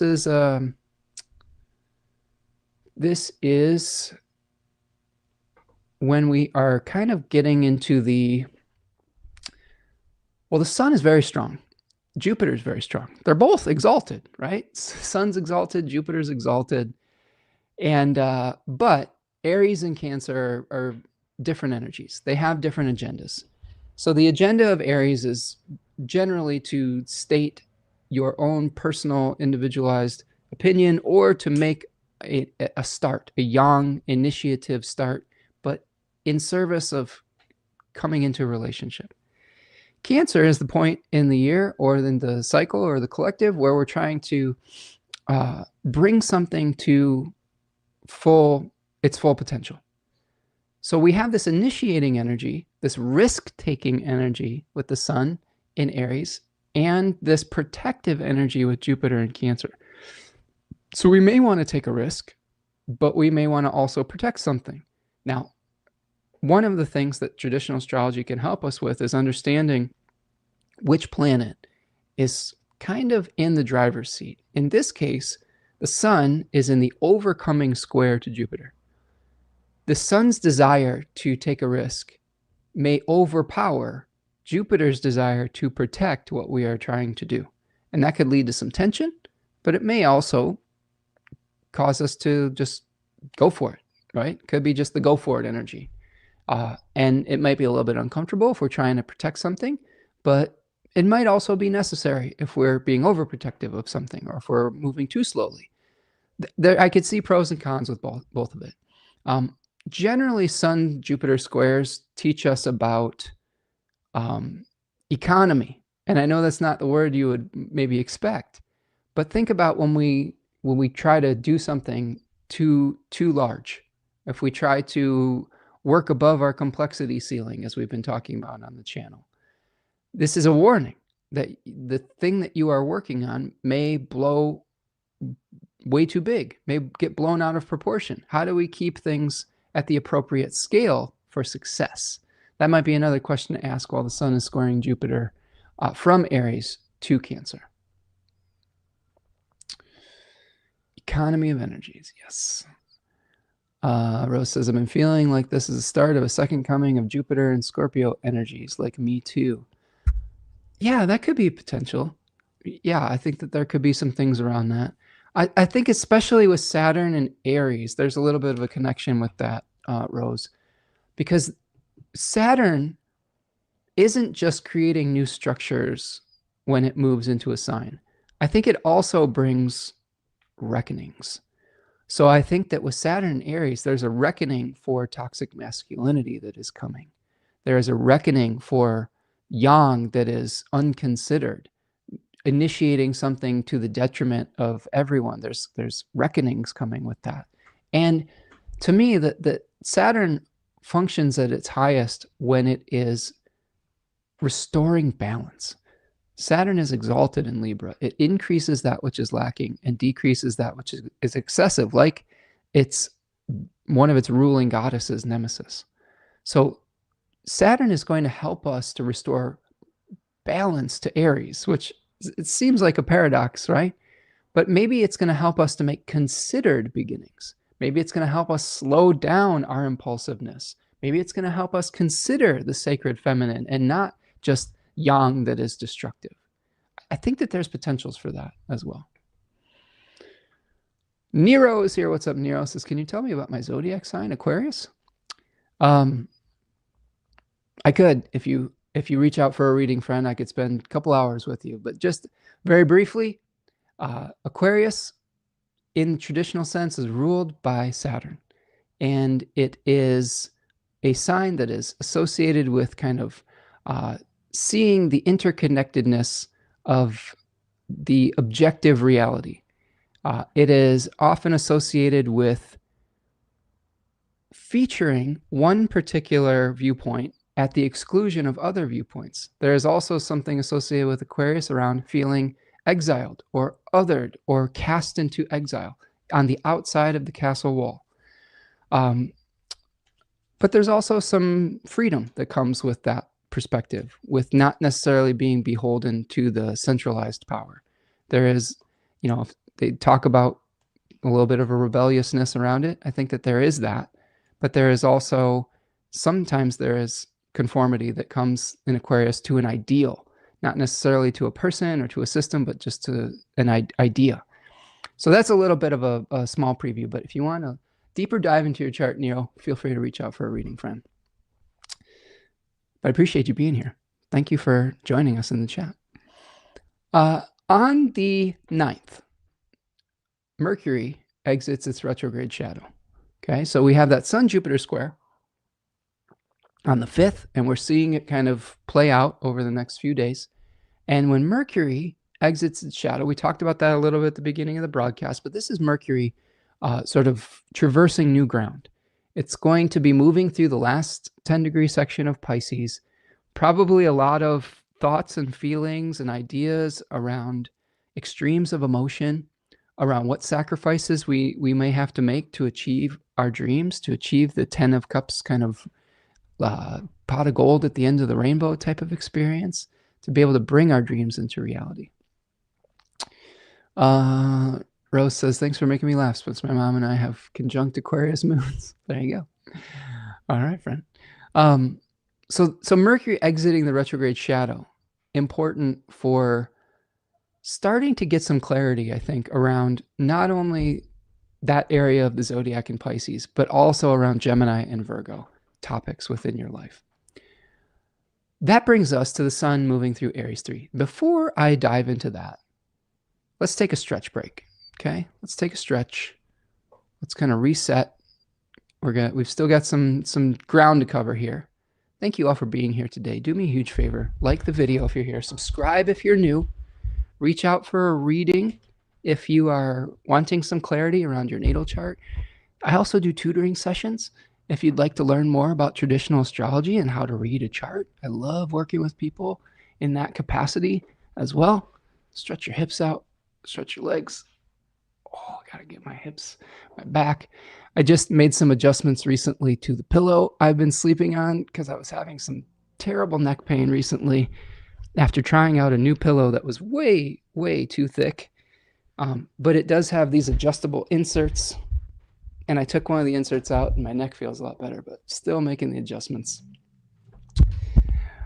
Do me a huge favor too. Go support Tanya Andrews over at Third Coast Mojo on Etsy if you'd like to get some things to help you mitigate the astrology that you're experiencing. And also check out the guided group study, The Silmarillion, that starts on March the 30th, Monday, March the 30th. We're going to be doing a deep dive into the Tolkien masterwork, The Silmarillion, coming up. I'm excited about that, and I would love to have some more people join us. I know Rachel's probably going to be joining us. My good friend Carl is a wonderful Tolkien enthusiast, and I hope we have a couple more. Hope we have some more folks. So again, just reach out. If you're interested in it, we can figure something out. I'm not as concerned with if you can afford to pay the suggested tuition, by all means, I would love your support. If you can't, I would be more than willing to work something out. I just would love to go on this journey with some more people. It's going to be a lot of fun. Okay, let's keep going. Let's keep going.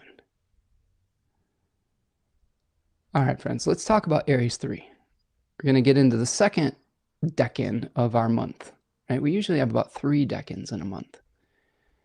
And with Aries 3, we're going to bring up the decan flashcard again here. We have a 4 of Wands.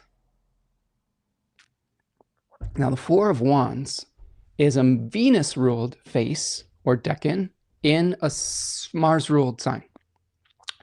So what we have is a weird kind of paradox between Mars, the fighter, the severer, the separator, and Venus, the harmonizer, the peacemaker, the charismatic Venus. So this decan really shows us, how do we utilize our charisma, our humor, our ability to draw people in, but not necessarily for the balanced win-win situation. This is more about a Venus that's trying to say, how do we get you to come over to my viewpoint, right? How do I convince you that my way is right or better or more attractive?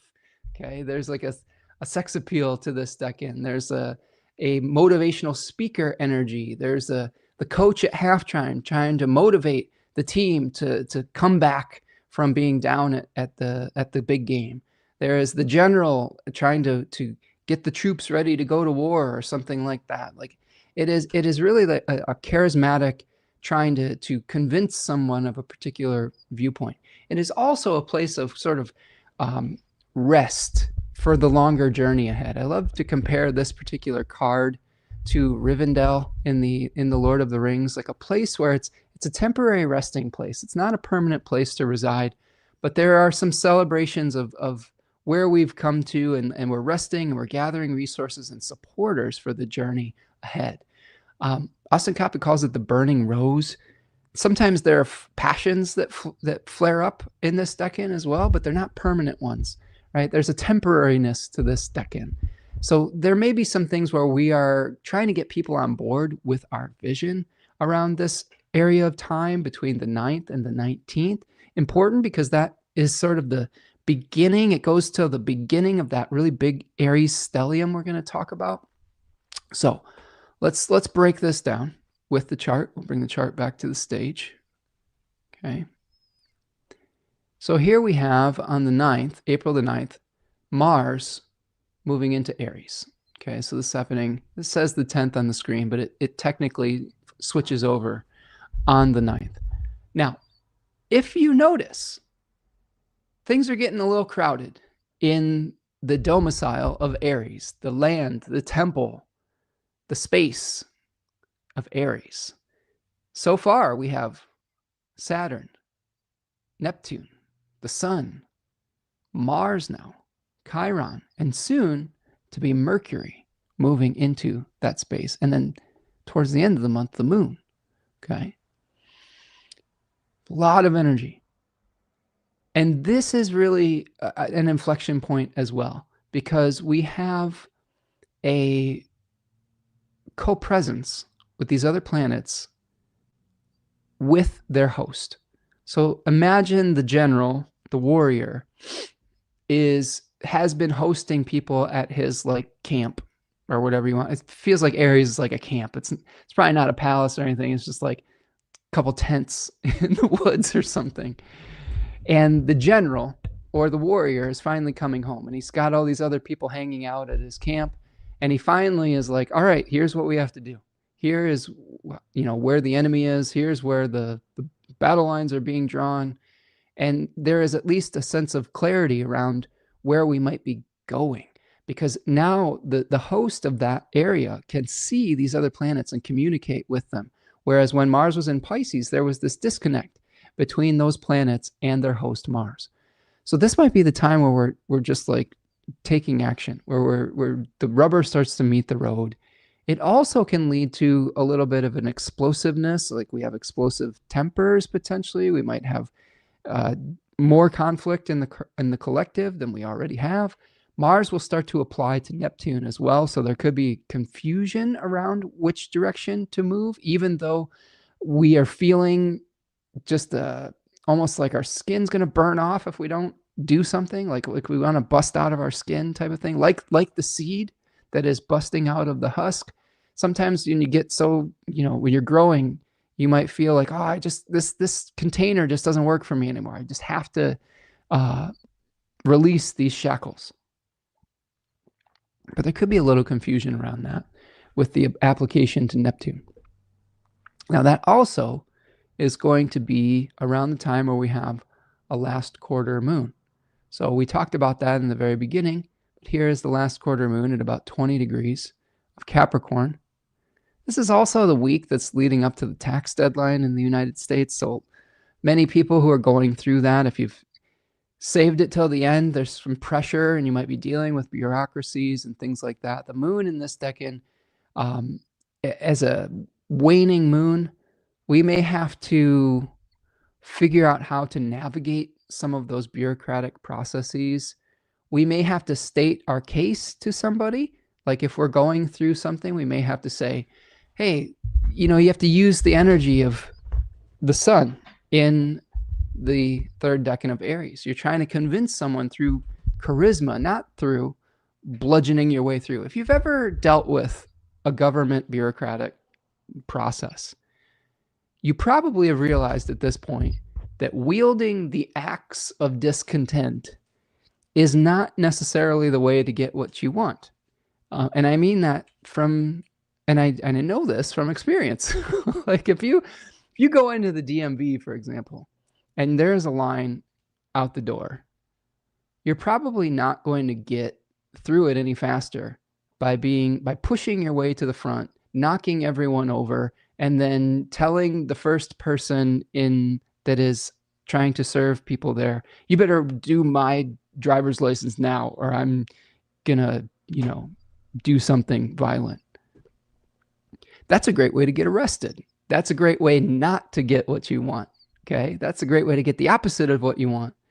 Okay. So you may have to use charisma. You may have to use your humor. Maybe there's a situation where you're using your complementary instincts to kind of grease the wheels. Every time I'm on the phone with a service provider, I resist the instincts that sometimes bubble up to be pissed off at them. Because first of all, they are just a cog in a greater machine 9 times out of 10. They have some power, but not unlimited power. And they're just as burnt out as you are with the process 9 times out of 10. A little bit of kindness in that, a little bit of humor can go a long way to someone actually helping you rather than getting burnt out themselves and saying, click, dial tone. You know what I mean? Because at any point, a lot of people in like a bureaucratic system, service provider, etc., they can make your life real difficult if they feel like it. Okay. And sometimes just being kind to someone, especially around this period of time, can really help you, right? So I would encourage you to not use your bludgeoning hammer or axe, and use a little bit of sweetness around this period of time if you're trying to navigate something like that. Now, this is also kind of happening right in one of our focal points for the month, where Saturn is emerging from under the beams. Okay, so you may have to use some of your charisma to navigate some of the challenges that come with Saturn emerging from 15 degrees of separation from the sun. We talked about this earlier in the broadcast, so I won't go too far into it, but when Saturn emerges, it becomes visible in the morning as the morning star. When a planet rises, you could see it. If we did a little demonstration here, you could see the planet rising in the eastern horizon. If I was to click the chart over, you'd see these planets going clockwise and rising in the east. Okay, here's the east. And you would see Saturn would be rising before the sun. Okay, Saturn would come over the east first. That is called the morning star, because you can see Saturn in the early hours of the morning before the sun rises. Okay, The evening star would be a planet that you can see when the sun sets and the star starts to appear in the evening hours.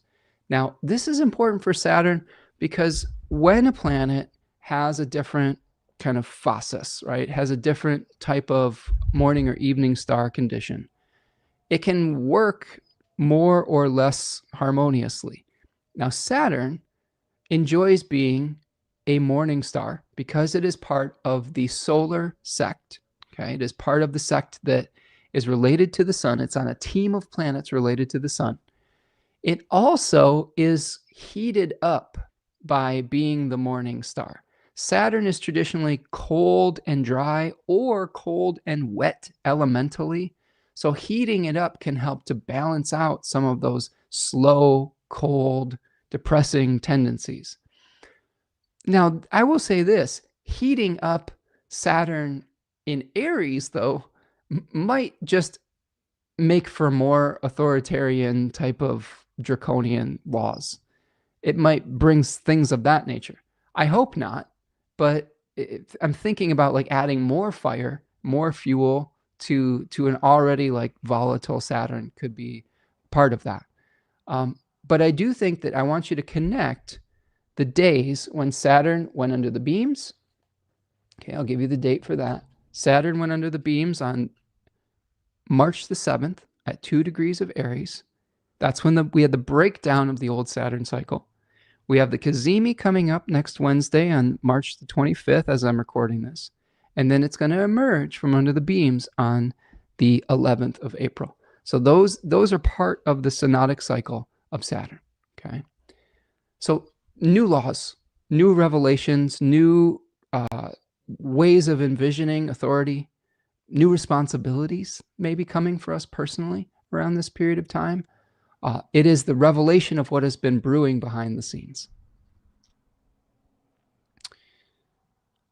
Let's see. When we move to the 13th, we have our Mars-Neptune conjunction. So here is Mars and Neptune coming together. And Venus is also making a sextile with Jupiter. So we'll kind of talk about these simultaneously because they're happening on the same day. Okay. Mars-Neptune coming together in the first degrees of Aries, right at the point that Saturn went under the beams. So you could also make the argument and the connection to March 7th, all right, and see what kind of things were you struggling with around that period of time. And now Mars and Neptune are coming together, leading to an action that may or may not be based on reality. Okay, so be careful about the actions that you take to solve the problems that came up in early March, because they could be colored a little bit differently. I would also say just practically, Neptune also often represents oceanic experiences. So Mars and Neptune coming together has often really spoken towards like conflicts in water or ocean battles, something like that. So there could be something like that we see in the collective as well. We've been seeing a lot of that as Mars has been moving through Pisces, which is another kind of indicator of conflict on water. But Mars and Neptune coming together, just the illusion that might makes right is another part of that, right? That if we just are the aggressor, we'll get this over quickly or something like that. I think that's part of what we're seeing right now is the people in power think that they are going to get in and get out with another war in the Middle East, and how stupid that is, just in general. But like this one in particular is really frustrating that it's not more well thought out, the ramifications and the repercussions of it. All war, in my opinion, is ridiculous and not really that well thought out, but some are even stupider than others.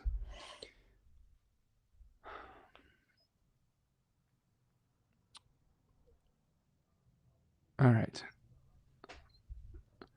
So the Venus-Jupiter sextile You've got Venus moving through the second decan of Taurus, which is really related to finding a routine, to being able to say, how do I balance out work and play? How do I balance out giving and receiving? And when it's sextiling Jupiter, I think that there could be some positive things that come through this day on the 13th, where we are seeing the ability to give generously and take action on things that we want to begin, but maybe beginning a cycle of generosity could be part of that as well. So we move forward to the 14th, and we have the Mercury-Uranus sextile. And there's sort of a pattern that happens this month where a planet is going to sextile Uranus and then ingress into Aries. So we saw that with Mars not that long ago and the Sun, and now we're having the Mercury moving through and sextiling Uranus and then moving into Aries. So we might get some interesting ideas around the sacrifices that we have to make and what things we might need to repair with Uranus in the third decan of Taurus. And then Mercury moves into Aries a few hours after, and we see here's things getting spicy in our communications. Now, there are some benefits to this. I would say that Mercury in Pisces is doubly debilitated. It is both in its exile and its fall in traditional dignity. When it moves into Aries, it is going to have some clear advantages. It won't be in that double debility. It will be co-present with its host, Mars. It also isn't retrograde anymore. And I think that we move from a host, Jupiter, which is a strange bedfellow for Mercury. Jupiter is trying to bring things together in harmony. It's trying to bring order and peace in a lot of circumstances. Mercury likes to destabilize things through casting doubt, okay? When Mercury moves into Aries, there's not much doubt left. There's just like, how do I move forward? I don't need to cry about this anymore. I need to just take action. And that's leading to 1, 2, 3, 4, 5, 6 planetary bodies. It's soon to be 7 with the moon. A huge stellium is building up in Aries. So this is going to be a huge focal point for us moving forward. Be careful about your communications around this period of time. There could be a lot less nuance in the way that you communicate with people, and that could cause collateral damage for you moving forward. Sometimes when we say things in a way that is uber blunt, that can lead to arguments that we didn't necessarily mean to have, and that could be a little bit challenging moving forward. So measure your words when Mercury moves into Aries, because there's going to be a lot of volatile energy where we're going to be maybe even hyper-focused on our own needs and desires, and it might be more difficult to see something from someone else's perspective.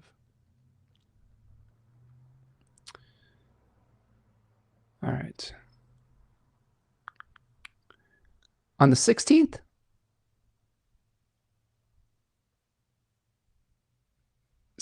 we have Mars sextiling Pluto. Okay. So here's Mars and Pluto making a contact with one another, and Mercury is going to conjunct Neptune. So here's the Mercury-Neptune conjunction in Aries. This is another potentially volatile type of aspect, with Mars making maybe positive contact with maybe helping to eliminate some corruption with the collective, or in regards to showing us how people have been othered. I think this is maybe a point where people are maybe even starting to fight back against the corruption, against people who have been detained or deported or things of that nature. Like a lot of the Pluto and Aquarius 1, a lot of those themes are around people that have been cast into exile or that are in a foreign land or a foreign space. And maybe with Mars sextiling Pluto here, there is maybe some breakthroughs with that potentially. I've been reading some really awful things about the concentration camps and detention centers that they're building that have me very concerned. about the future of all that it's already concerning and horrible, but really start paying attention to if those places start getting proposed in your area. There's one that's proposed in Romulus, Michigan, which is not that far away from where I live, and I'm feeling really, really upset and nervous about that coming to our community. The Mercury conjunction with Neptune, make sure that your communications are clear around this period of time. It could be very easy to misconstrue somebody's maybe overly blunt or aggressive way of speaking as conflict. And it may be that they're just caught up in their own, machinations. And I think that it's important to get clarity when you're communicating with someone around the 16th, because this is really leading to a kickoff of that very intense period of time that starts with this new moon in Aries. Okay, so here is a really intense period of time that we're kicking off on the 17th with the new moon in Aries. You've got a huge stellium here with Neptune, Mercury, Mars, Saturn, Chiron, the moon, and sun. That's 1, 2, 3, 4, 5, 6, 7 planetary bodies hanging out in the same area. It's hosted by Mars here. We do have, what else is going on in this? It is all squared Jupiter by whole sign, not necessarily by aspect, but by whole sign. So all of it's in the overcoming square to Jupiter. I really think the tension with this new moon is going to be the need to start something. There is a lot of time pressure that comes around Aries season. If you're a gardener, you understand that there are certain windows to plant seeds, to prepare your garden. And if you miss that window, you're going to be really behind the 8 ball. Sometimes there's going to be a lot of challenging, you might be having difficulty with your abundance if you don't plant at the right time. And that could be true metaphorically too.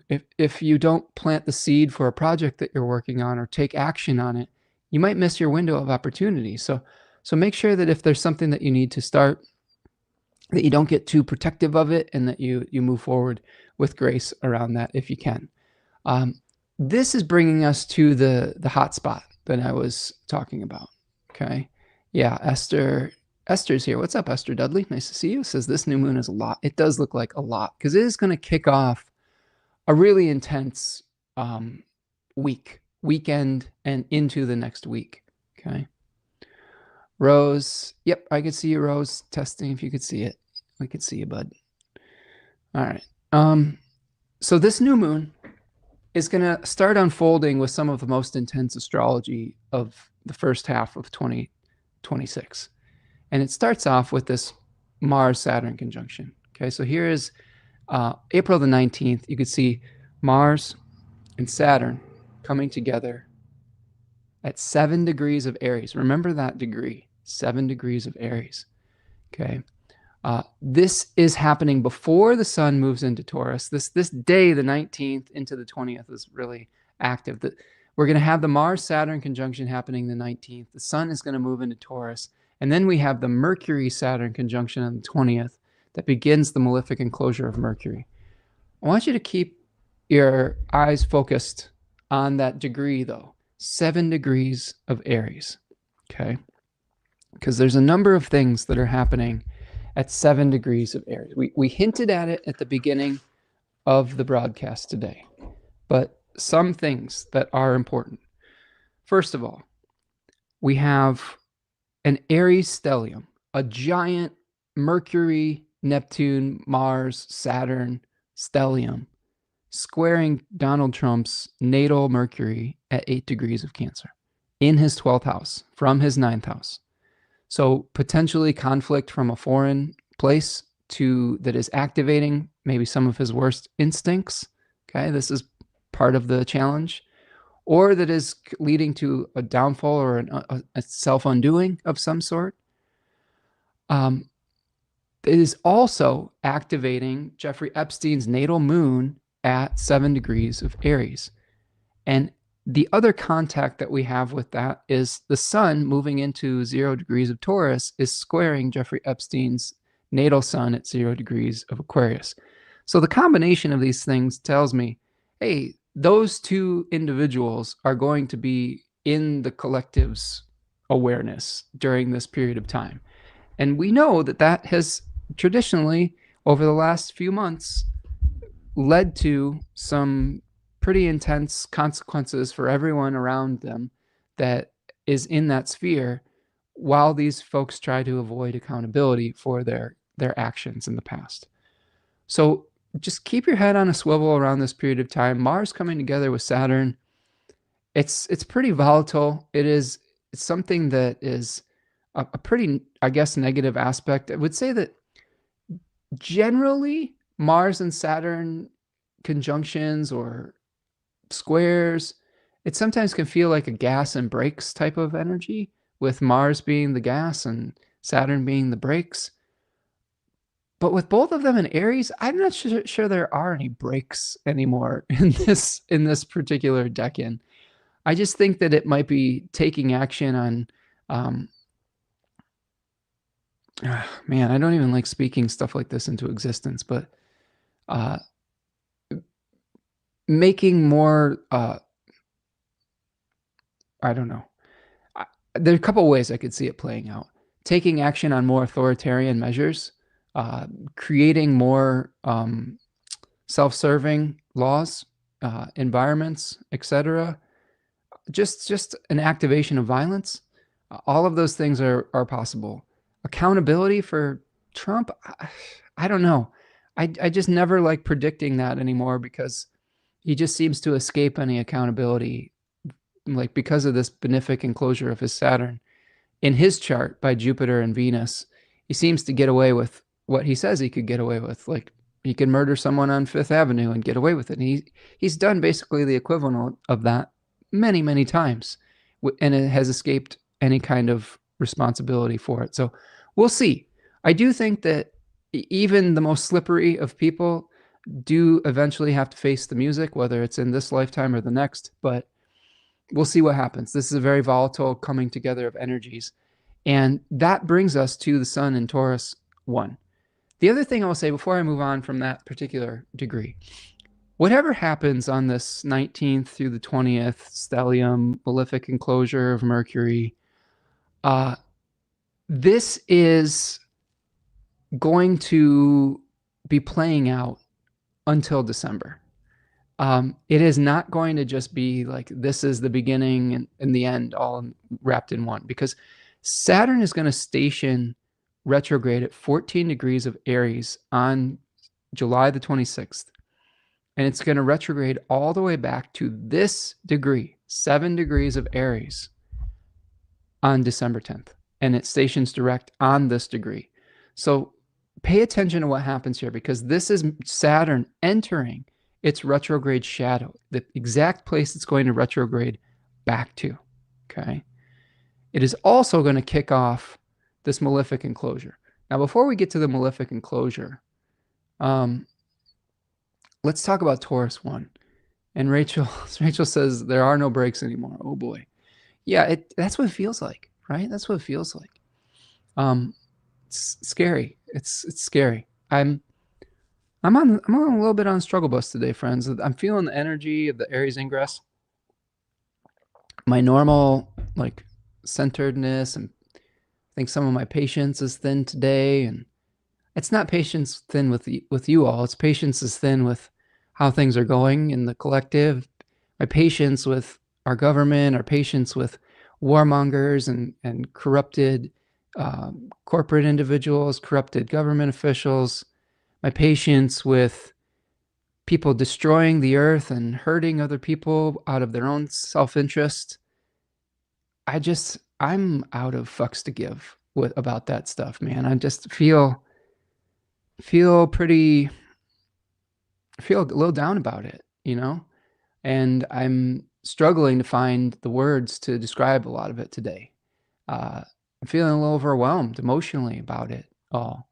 And I love being the center voice of reason for this community, but this month's going to be a toughie. And the experience we're going through right now it's not normal. And trying to act like things are normal and like that this is just another Mars transit or blah fucking jabbity. It doesn't feel like it actually is a reflective of what we're experiencing as a collective. Things kind of suck right now. We're in real danger right now. Like that is the reality. We're in danger as a country. We're in danger as a global community with our climate. It's a tough time, and we're going to have to figure out how to weather these storms by creating the resiliency and the networks of resiliency to get through it. Again, it's never my intention to fearmonger or to make you feel less stabilized. But sometimes we have to just call it out when we see it. And when you have stuff like this going on, it's very intense, astrology. And the life that we're living right now is very intense. Rose says, Dimpy will slide down on his own slippery shit. I would hope so, but that really hasn't been the case so far, Rose. He's gotten away with almost everything. Everything. And I hope that one day that it will catch up with him. But so far it hasn't. He's in control of it all right now. It sucks. Thank you, Esther. Appreciate you. Rachel says, agreed. Everything now is unprecedented. It's tough to find historical precedents for this stuff, isn't it? It really is. We're at a huge inflection point in our global narrative and story. Huge, huge. The world is changing completely underneath our feet. Lauren says, something to investigate with the erecting of concentration camps, and perhaps the astrocartographers can keep an eye on is the asteroid Anne Frank, and that is at 0 degrees of Aries right now. Yeah, Lauren, I didn't want to super go into this today, but Tanya brought this up to me. She was listening to a podcast that was saying that these concentration camps, and that's exactly what they are, is concentration camps. They're installing medical grade incinerators in these places, which is something that they don't even do in state-funded prisons. And medical grade incinerators are for getting rid of bodies. And that is very, very disturbing, extremely disturbing. So we're at a 5-alarm fire right now. If you are still like kind of going through your day like, hey, everything's fine and blah blah, no, we're at a place where we really need to start pushing back on this much stronger if we can, and figuring out ways to stop this, because it's not good. It's not good. Mare says, if I start spinning and getting angry, I don't deny my emotions, but I wanted to share when I go into nature, it helps a lot. Do self-care if you can. Yeah, I'm due for a big nature walk, Mare, for sure, 100%. Rose says, it's all playing out in the courts. He just lost again. I hope so. I hope so. I'm just not seeing the visible results of that yet, but there are definitely some pushbacks for sure. Pain Turtle Lauren says, there are some Saturnian natal placements that have been able to recover missing persons with astrology, and that beautiful soul Anne could probably help in some recovery measures. I hope so. I hope so. Rose says, I've been to Auschwitz. Let's check the astrocartography. Yeah. I don't even know what to say about all of that. Just be aware of what's going on in your community. And if you're seeing these warehouses being erected, look into it. Push back on it in your local city councils.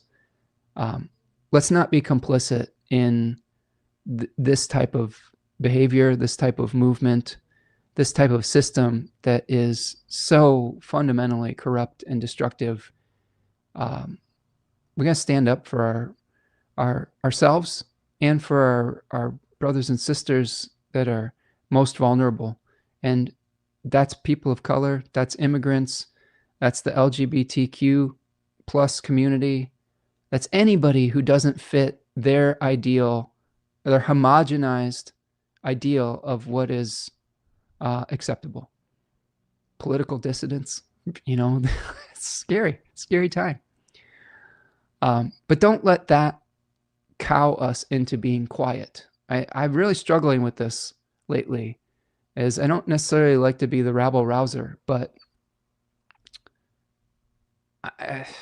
sometimes we have to be. Maybe this is part of the Aries courage, is how do we push back on such visible corruption, that how do we just not be silent around these things? I think it's really important around this period of time. Rose says, we are winning on the building of big tech power AI places. For now, Rose, maybe. I don't know where you live, but in Michigan, they're trying to build one every 15 miles. There's about 4 of them within a 30-mile radius around me right now that are in the process of being built. So that's been really demoralizing for me lately, but we do definitely have to keep pushing back on that, because it's a really toxic technology, not only for the environment, but for our minds and our creative faculties and for our privacy.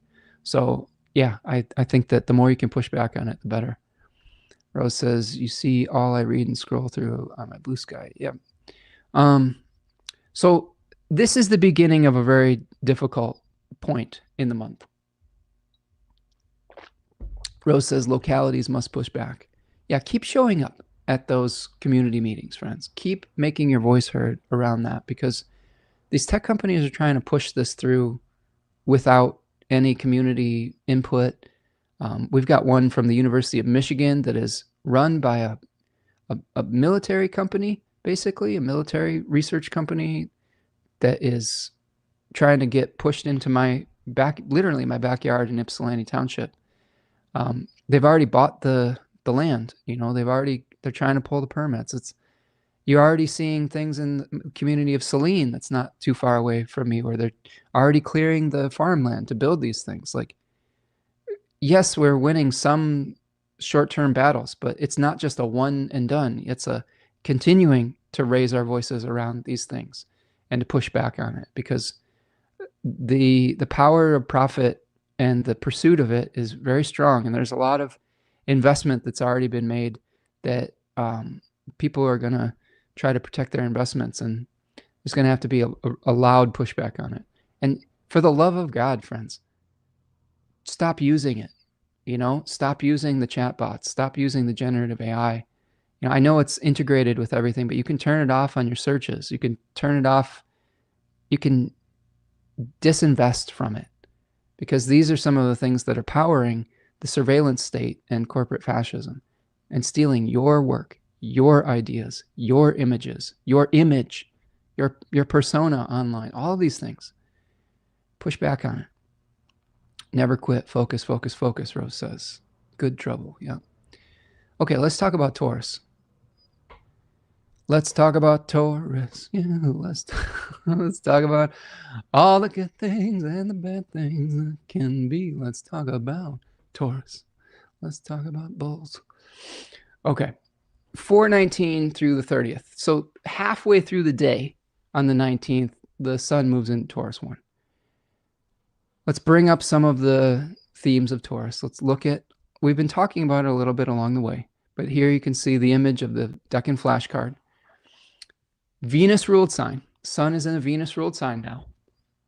And now we have the sun hosted by Venus on Algol, the day that it moves into Taurus. So Venus Algol, the 19th. Taurus 1, Mercury ruled face in a Venus ruled sign. Book T calls it the Lord of material trouble. The Book of Thoth calls it the Lord of worry. In 36 Faces, Austin Coppock calls it the plow. Now, you see these themes here of people falling on hard times, worry about financial and material security, but that worry leading to making plans to plant seeds for abundance in the future. Okay.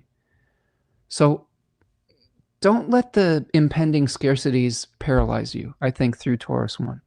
The sun's going to start making and applying to a square to Pluto.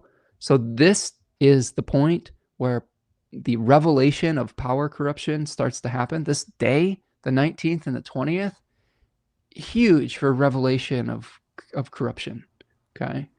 But maybe also power cracking down too. So this series of aspects, I could see protests and clashes with protesters and government and things of that nature. I could see markets being really volatile around this period of time with like investments and stock market and things like that. Just a lot of volatility around this period. And as I was saying before, when the sun moves into Taurus, it exactly squares Jeffrey Epstein's natal sun in Aquarius. And all of these planets are coming together on his natal moon. So let's look at the chart once again. Bring it back up.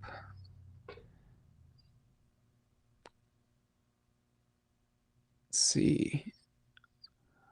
Jupiter, Lauren says, Jupiter in Cancer at the exaltation degree says, use loss as a guide. Yeah, I think that there's fertility. There's fertility within this. I would rather have an exalted Jupiter trying to help mitigate some of the challenges of this giant Aries stellium than I would not having Jupiter there, right? I think that this there is potential for growth, but there's just a great amount of tension around it. I would also say too that one of the things that Jupiter could be pushing forward in Cancer is just a feeling of nationalism as well, like this is my kin and this is not, and you're in the inside and you're in the outside. So that could be blowing up out of proportion as well. So looking at it from that perspective could be another angle or lens. Rachel says, I'm going to take this as my new Taurus theme song. Let's talk about Taurus. Let's talk about Taurus. Right? A little salt and pepper for you, Rachel. Recent Rock and Roll Hall of Fame inductees, Salt and Pepper. Rose says, can I tell you I was a cheerleader, literally even in grade school, pom-poms and all. Okay. Focus on what you are wealthy with, Rose says. I love it. I love it. Oh, so let's talk about this Mercury in malefic enclosure. Here it is, April 20th. Quite a day. A malefic enclosure, if you are unfamiliar with that concept, is when a planet is either being aspected via a ray, an aspect ray, by both Saturn and Mars simultaneously, enclosed within them, or there is a bodily enclosure. That's what we have here, which I think could be even more intense of a besiegement or enclosure. So you could see Mercury moving through. So we have the conjunction of Mercury with Saturn, right, on the 19th to start it. In my time zone, Eastern time, it starts at 7:22 a.m.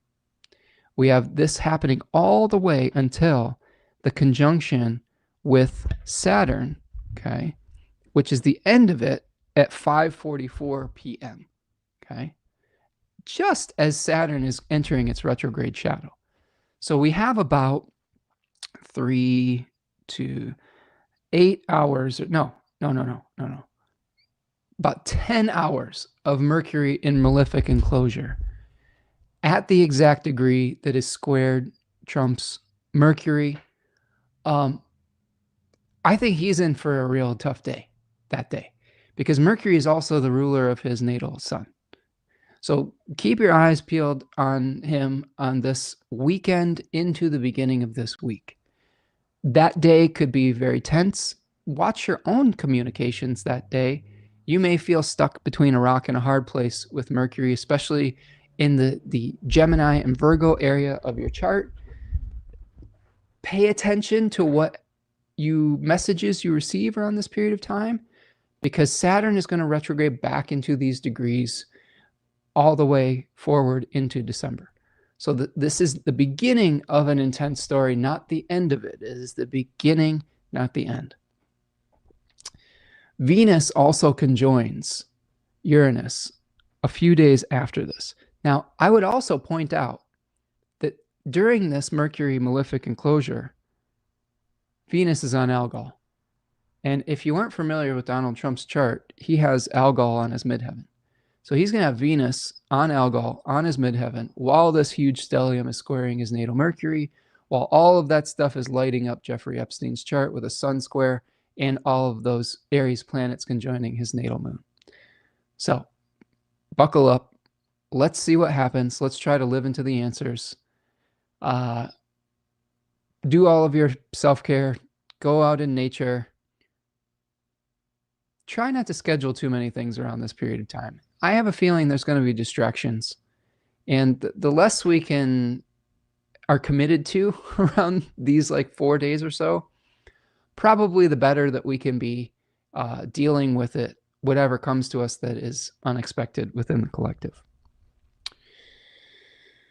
So Venus conjoins Uranus on the 23rd. And here is sort of a similar aspect that we were seeing with a sextile to Uranus, but now it's a conjunction before a planet changes signs. So something that's revealed to us that helps us to find an innovative way to fix something that is broken.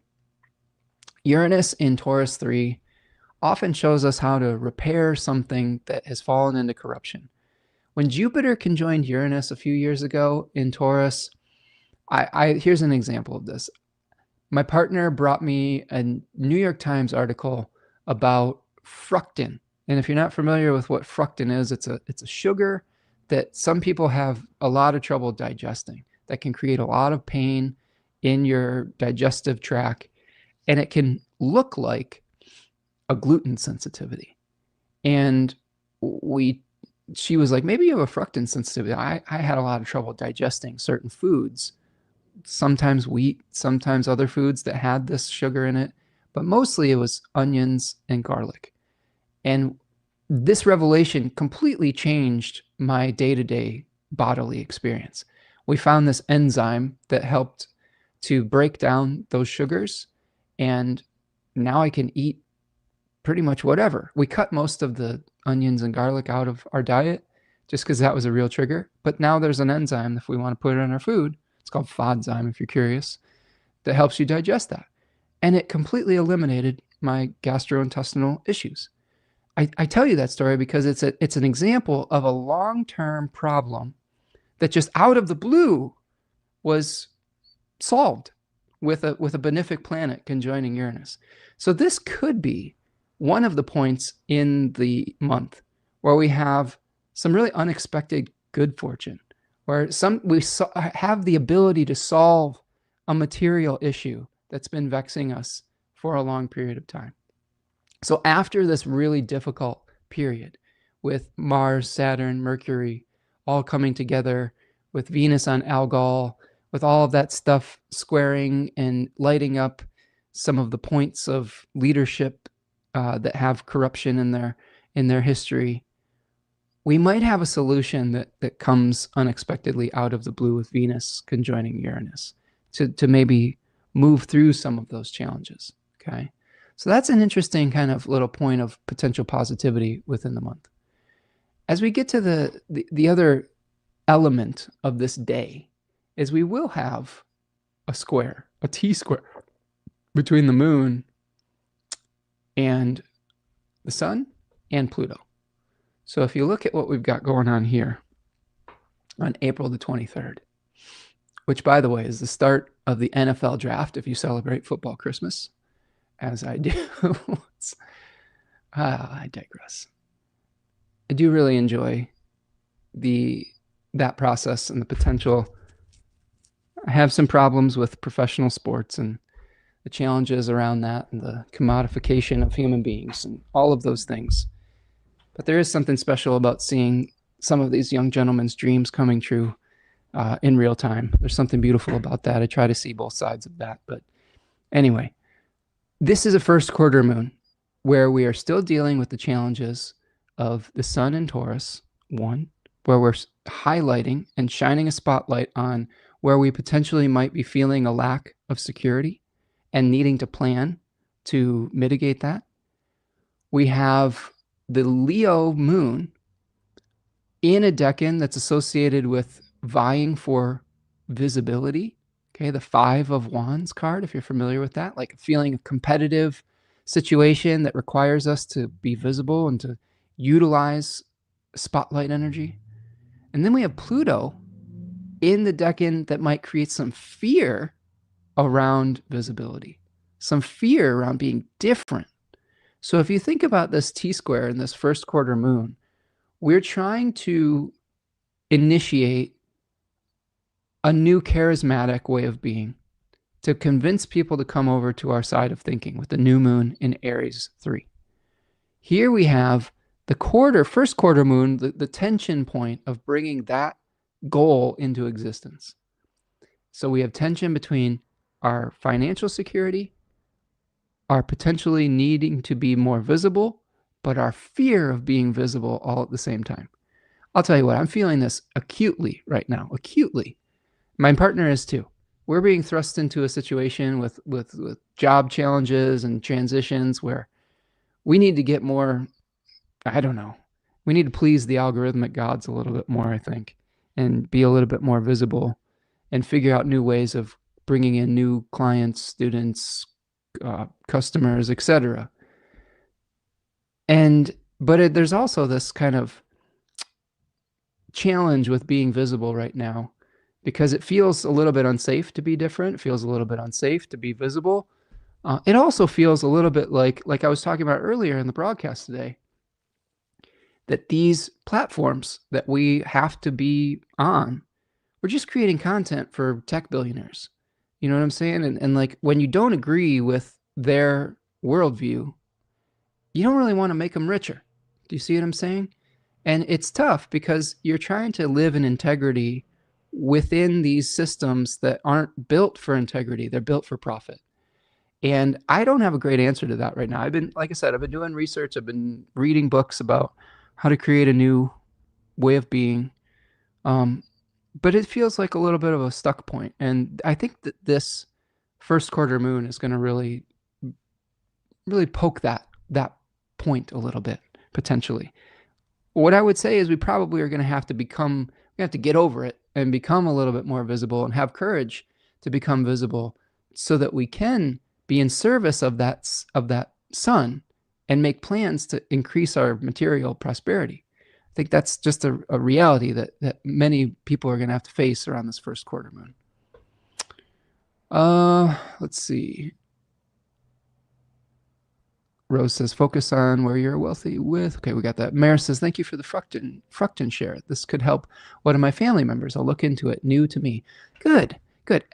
Mare, it was a revolutionary change. It was a very Uranian, like, oh my God, this is completely eliminating gastrointestinal pain. I was really starting to struggle. I'd always struggled with kind of some digestive issues, even as a young person, but it was because I was pretty allergic to this sugar. I didn't digest the sugar. But it got a lot worse in my 40s to the point where I was getting like nerve pain because of it. And it literally instantly went away when I stopped eating that stuff that has fructan in it, and when I started using this enzyme on stuff.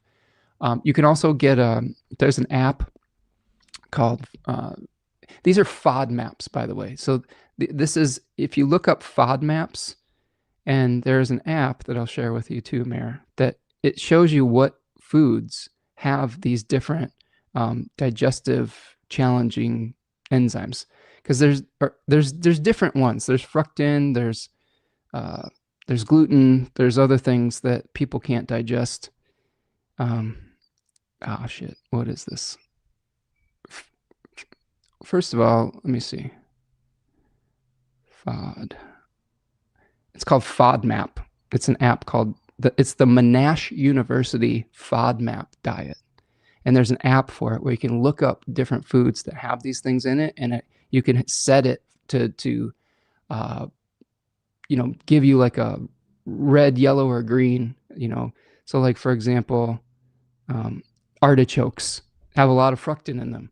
It's something you wouldn't think that would not make you feel good. Here's like a example of artichokes with the fructan. And there's other things like fructose, lactose, sorbitol, etc. And this that idea just changed my life. So if it can help someone else, I will talk about it. I know it's not always the sexiest thing to talk about, but man, if we can just alleviate someone's discomfort, I mean, why not, right? Okay, so that's our first quarter moon. Let's kind of look at the kind of the end of the month here. I think that the big turning point in the month is that 19th through the 22nd-ish time. That's, if we get over that hump, yes, we have some other things going on, but that's the really like the hot spot for the month, where there's going to be some, I think, some big stuff in the collective, some big either revelations, some big somethings. I don't know what that is yet, but I'm both nervous and curious. It's like a little bit of a morbid curiosity, but I would love nothing more than things to be quiet and peaceful. I don't really like embrace some of these stupidity type of things, but if it moves the needle towards restoring sanity, then so be it. Venus moves into Gemini on the 24th. And, this is Venus moving out of her own domicile in Taurus, moving into a space now where she's going to be hosted by Mercury in Aries. The options explode. Like when we solve an old issue, then we like, oh, we got new options. Maybe we can, like, if we take our example that we just have, if we solve an issue about foods that we thought we couldn't eat, and we learn about what we can, we have more options. You see what I mean? We solve an issue, and then that opens up a possibility. The only challenge with this Venus moving into Gemini here is that we might feel overwhelmed with options. So we have to kind of think things through and say, how do we focus on the things that are most important to us? We may be feeling attracted to being like a little bee and visiting all the little different flowers and gathering information. So that could be part of what Venus and Gemini process is about, is gathering more information, gathering more perspectives so that we can move forward with grace. That being said, the day after that, it's got a lot going on. We've got a Sun-Pluto square. Okay, so here's the Sun at 5 degrees of Taurus, Pluto at 5 degrees of Aquarius, and our good friend Uranus is joining Venus in Gemini. Okay, now I will say this. The Uranus ingress into Gemini this year is moving with Venus, which is good. When Uranus moves into Cancer in like 7 years, it's moving with Saturn, which is not as good because Saturn is not super happy in Cancer. So I do think that there is a little bit more of a gentler transition with Uranus into Gemini than Uranus into Cancer that is coming. But this is a big shift. There's a revelation of corruption with the Sun squaring Pluto that we've talked about that could lead to feelings of scarcity or fear of scarcity that might necessitate us to plant new seeds and to plan for our security moving forward because of things that are out of our control or bigger than us. Uranus moving into Gemini, again, shocks of communication, warp speed advancement of some of these technologies, but also on the flip side, hubris around them. We've talked about pushing back against data centers and trying to get some common sense legislation around it, even if you aren't like 100% against AI, which I know some of you probably use it a little bit. I've dabbled with some of it, but I've since kind of trying to remove myself from using it almost completely. It's hard because it's kind of integrated in a lot of different spaces already without really us even asking for it.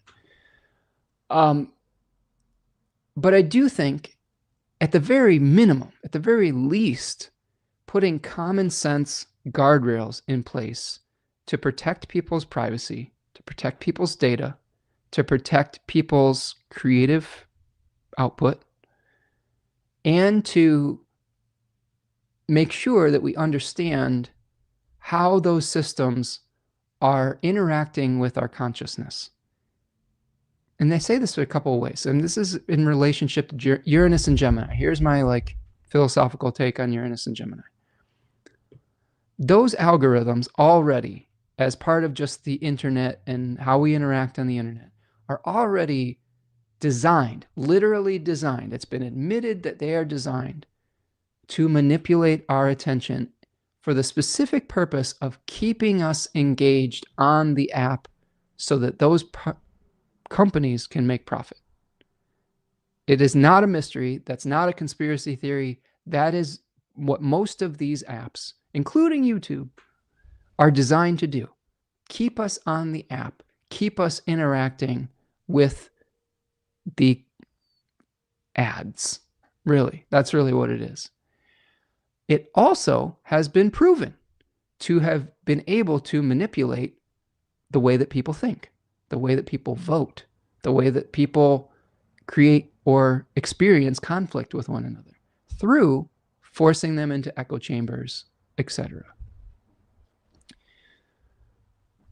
This is going to be driven into overdrive with Uranus and Gemini. The splitting of attention, the manipulation of our attention.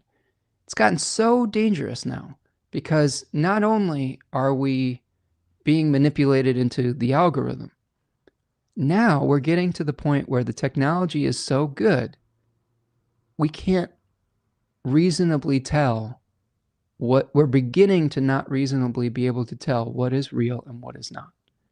And that to me is extraordinarily dangerous, extraordinarily dangerous. When we lose the ability to trust our eyes and our ears and our senses, that leaves us very vulnerable to corruption, manipulation, gaslighting. We become very vulnerable. So we have to start asking questions about the nature of reality. We have to start asking questions on whether this technology is really necessary or not. And what is it doing to the way that we think with Gemini, right? The ideas that we have. Are these ideas our own? Or have we been manipulated by a giant corporate entity that sole purpose is to keep us on their platforms to sell us products? Or to influence elections so that they can install surveillance technology to scrape our data to sell us more products? Or to win elections to install people that will dysregulate these types of technologies so that they can build more technology and sell us more products. It's all connected like that. And this isn't some huge conspiracy theory. This is like how things are functioning now in late stage capitalism. These things are on record. Like, we need to understand how we are interacting with the technologies that we are consuming and take back some agency around it and not get so blind to those facts or so ambitious with these technologies that we don't ask the hard questions around what types of limitations they have or should have. Things are moving so quickly right now. And when Uranus moves into Gemini for good, they're going to move even quicker. The time period that we have as far as being able to control these technologies is rapidly diminishing. Now, that doesn't mean that necessarily the AI is going to immediately become smarter than a human, etc., although it's a possibility. But I think that what we're doing that I'm more concerned about is offloading the ability to think to the AI. We are complicit in allowing it to control our lives because we are refusing to do things the hard way. When you want to ask a question in ChatGPT, you want things to be easy. You want things to be fast. You want instant gratification. When you do things the hard way, when you learn things slower, when you ask tough questions, when you ask another human being to teach you how to do something over time, what you're doing is you're creating neural pathways that would entropy or decay if you were to just outsource that to the AI itself. People don't know how to write a sentence anymore. People don't know how to think critically anymore. We're becoming complicit in allowing that AI to become our overlord. And that to me is very frustrating. And it's the same thing with creativity. We don't take the time to learn how to paint like Mayer has learned how to paint. We don't take the time to learn how to play an instrument or to learn how to sing or to learn that what makes our art beautiful sometimes is the mistakes that we make, the uniqueness of our imperfections. And what we do is we just homogenize it completely. And it will start consuming itself to where everything becomes just this glossy, homogenized bullshit. And we don't do the things that bring us joy anymore. What, we type a fucking sentence into a prompt to get some kind of art instead of going through the joyful process and sometimes the painful process of learning how to do something ourselves. So how do we avoid becoming complicit in our own slavery to this technology? That to me are the types of questions that both the Sun squaring Pluto and Uranus moving in Gemini will start to bring up. And I hope that by shining light on it, it helps to bring up some of these questions for you as well. Lauren says Uranus is ingressed into Gemini with Venus both times. Well, there you go. Kind of like Saturn did with Neptune, these couplings are forging signature energies that bridge for lengthier planetary stays of the outermost planets. Yep. Rose says, use it or lose it. Learn something new with this new Saturn. I love that. And retain your ability to think critically. Retain your ability to understand that if you don't use your critical faculties, your brain's going to be mush. And look at all these kids right now that are completely dependent on ChatGPT to write a paper or something like that. Yes, writing a paper sucks, but the point of the paper is not the finished product. That's not the point of the paper. The paper is about learning how to go do your research. The paper is learning how to take information and contextualize it in a way that is able to be communicated to someone else. You're learning valuable life skills while you're doing these tedious tasks. Same thing with art. You're learning about color value. You're learning about balance. You're learning about structure. You're learning about translating what you see in the world into what you can do with your hands on the page.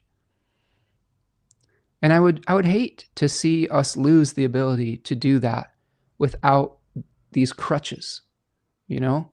As someone who put years and years and years of study into not only being a musician, but also an astrologer, I would hate to see us lose the capability of being able to think critically and to be able to utilize those gifts rather than just being so obsessed with the end product and feeling like we have to keep up because everything is commodified. That's what really people are doing with this. They're saying, you know what? I don't have time. This is what they're saying. And I feel this a little bit. This is a struggle. They're like, I don't have time to do that slowly. I have to flood the zone with so much stuff or slop to be able to keep up, to be able to make money doing this. There's something fundamentally wrong with that we have to like feel like we have to catch up or to create all of this garbage so that we can just be allowed to survive. I push back on that fundamentally with every ounce of my being because I believe in slow and steady process. I believe in growth, healthy growth over time. I believe in the power of each individual, unique human being to be able to utilize their own critical thinking facilities and their own artistic vision that doesn't necessarily have to be, scraped from the internet and other people's unique individual things stolen and then fed through a series of ones and zeros.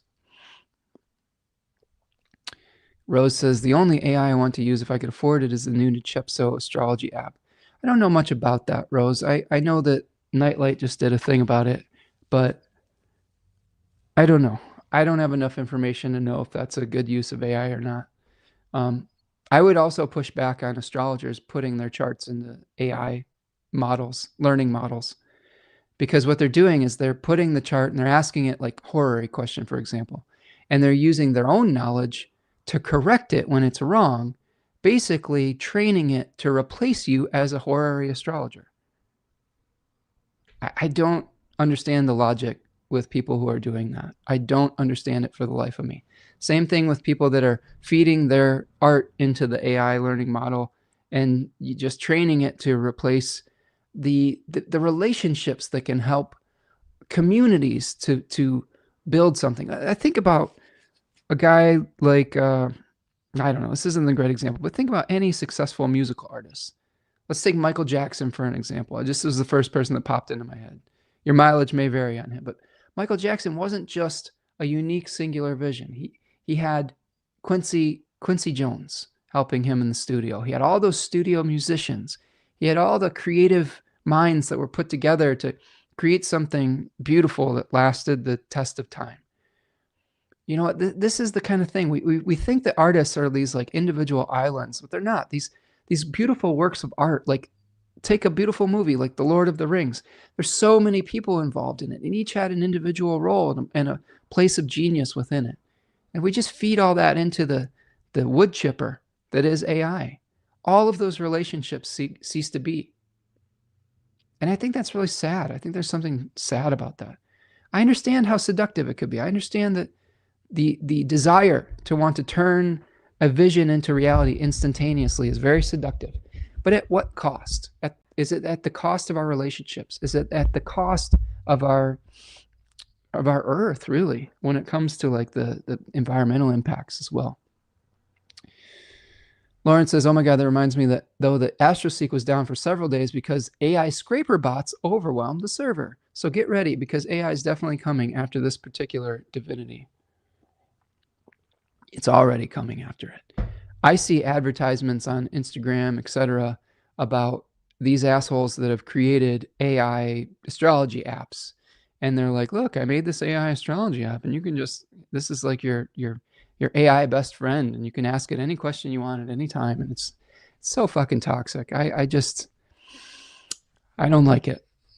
Rose says, I watched Austin and DB, and they wrote the whole program with the help of a good programmer and have been tweaking it for almost 2 years already. I trust their integrity.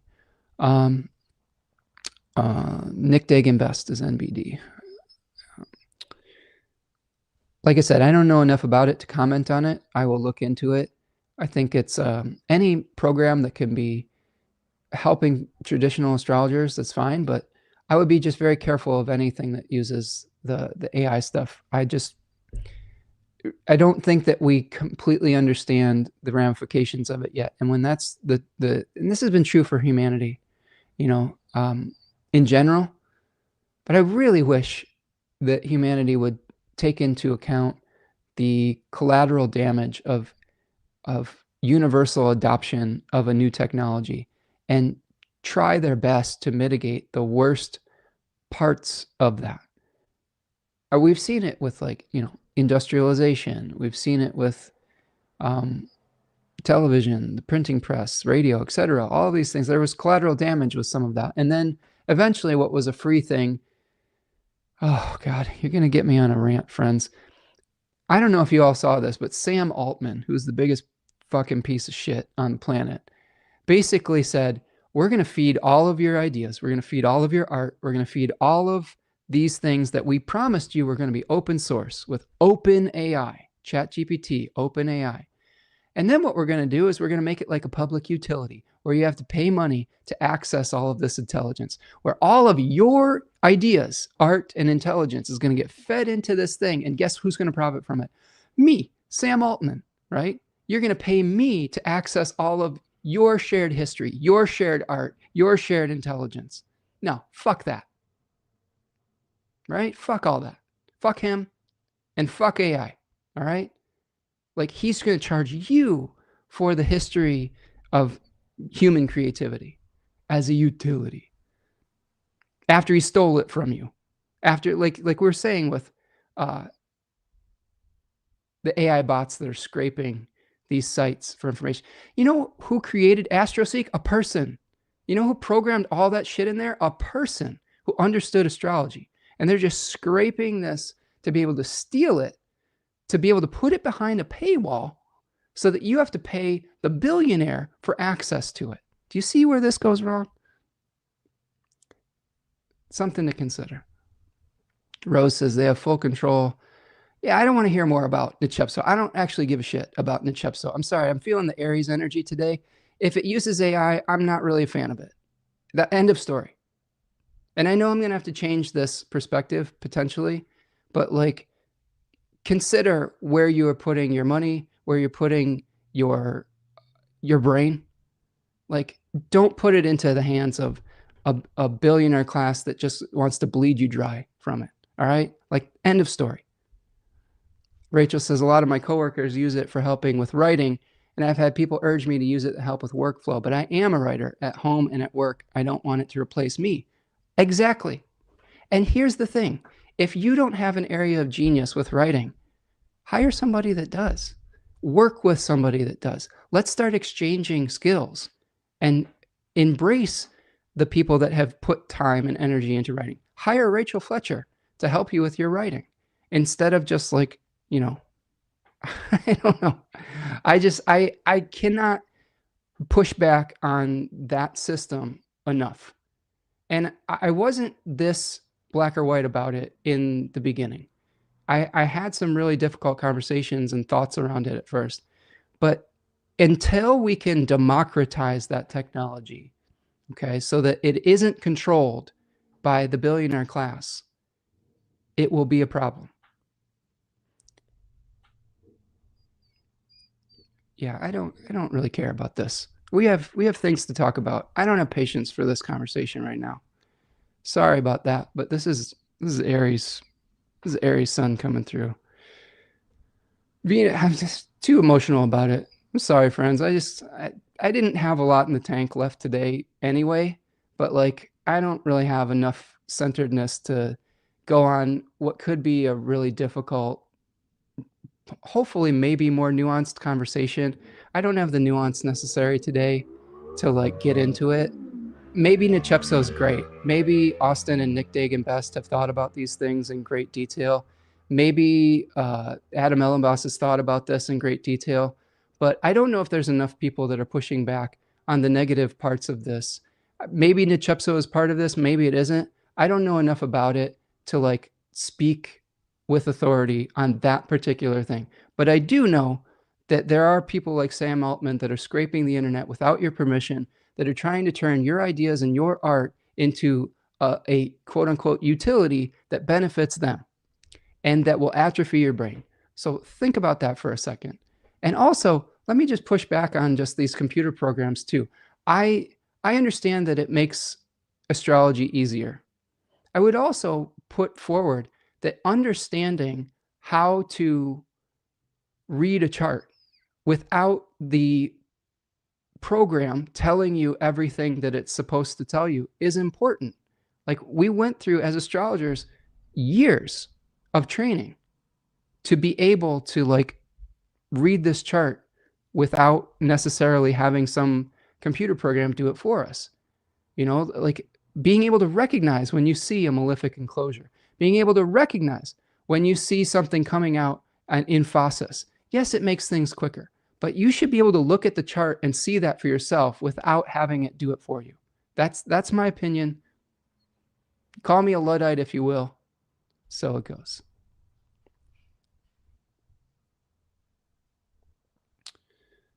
All right. Venus sextiles Neptune on the 26th. And Mercury squares Jupiter. Whoa, man. Aries is speaking through me today. I just am out of fucks to give about this. This is an issue that makes me really irritated. And it's a new sensation, like an excess said in the song of the week.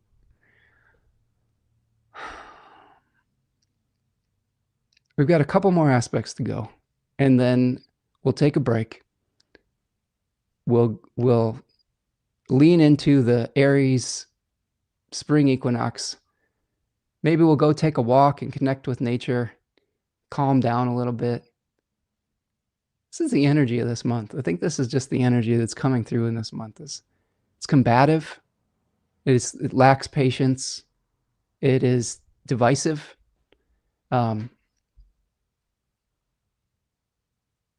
It's exhausting. And we'll have to figure out ways to get through it, but I'm not at my best with it. Venus sextiles Neptune, Mercury squares Jupiter on the 26th. So here we've got, I don't know, Mercury squaring Jupiter.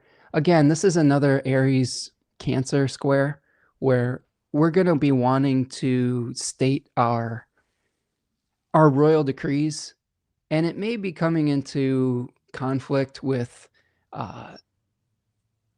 the needs of the group or the community. So we may have some really individual opinions. Maybe it's like what, it's interesting where we get to in the chat. Maybe my individual opinion about a technology doesn't necessarily match up with the where the group is at with it, or with the collective, or with other people in the industry. I mean, sometimes that's going to happen. Sometimes you're going to have a strong opinion about something that other people aren't going to agree with, or you may not have enough information about something to have that strong opinion. I know that I feel negatively about artificial intelligence in general. I hope that there will be some useful, ethical, responsible people that get involved with it, so that it isn't just run by sociopaths. But we'll have to see, and we'll have to live into those answers. Venus will trine Pluto on the 28th. So this is kind of the antidote, I guess, to the Venus-Pluto square that we are experiencing.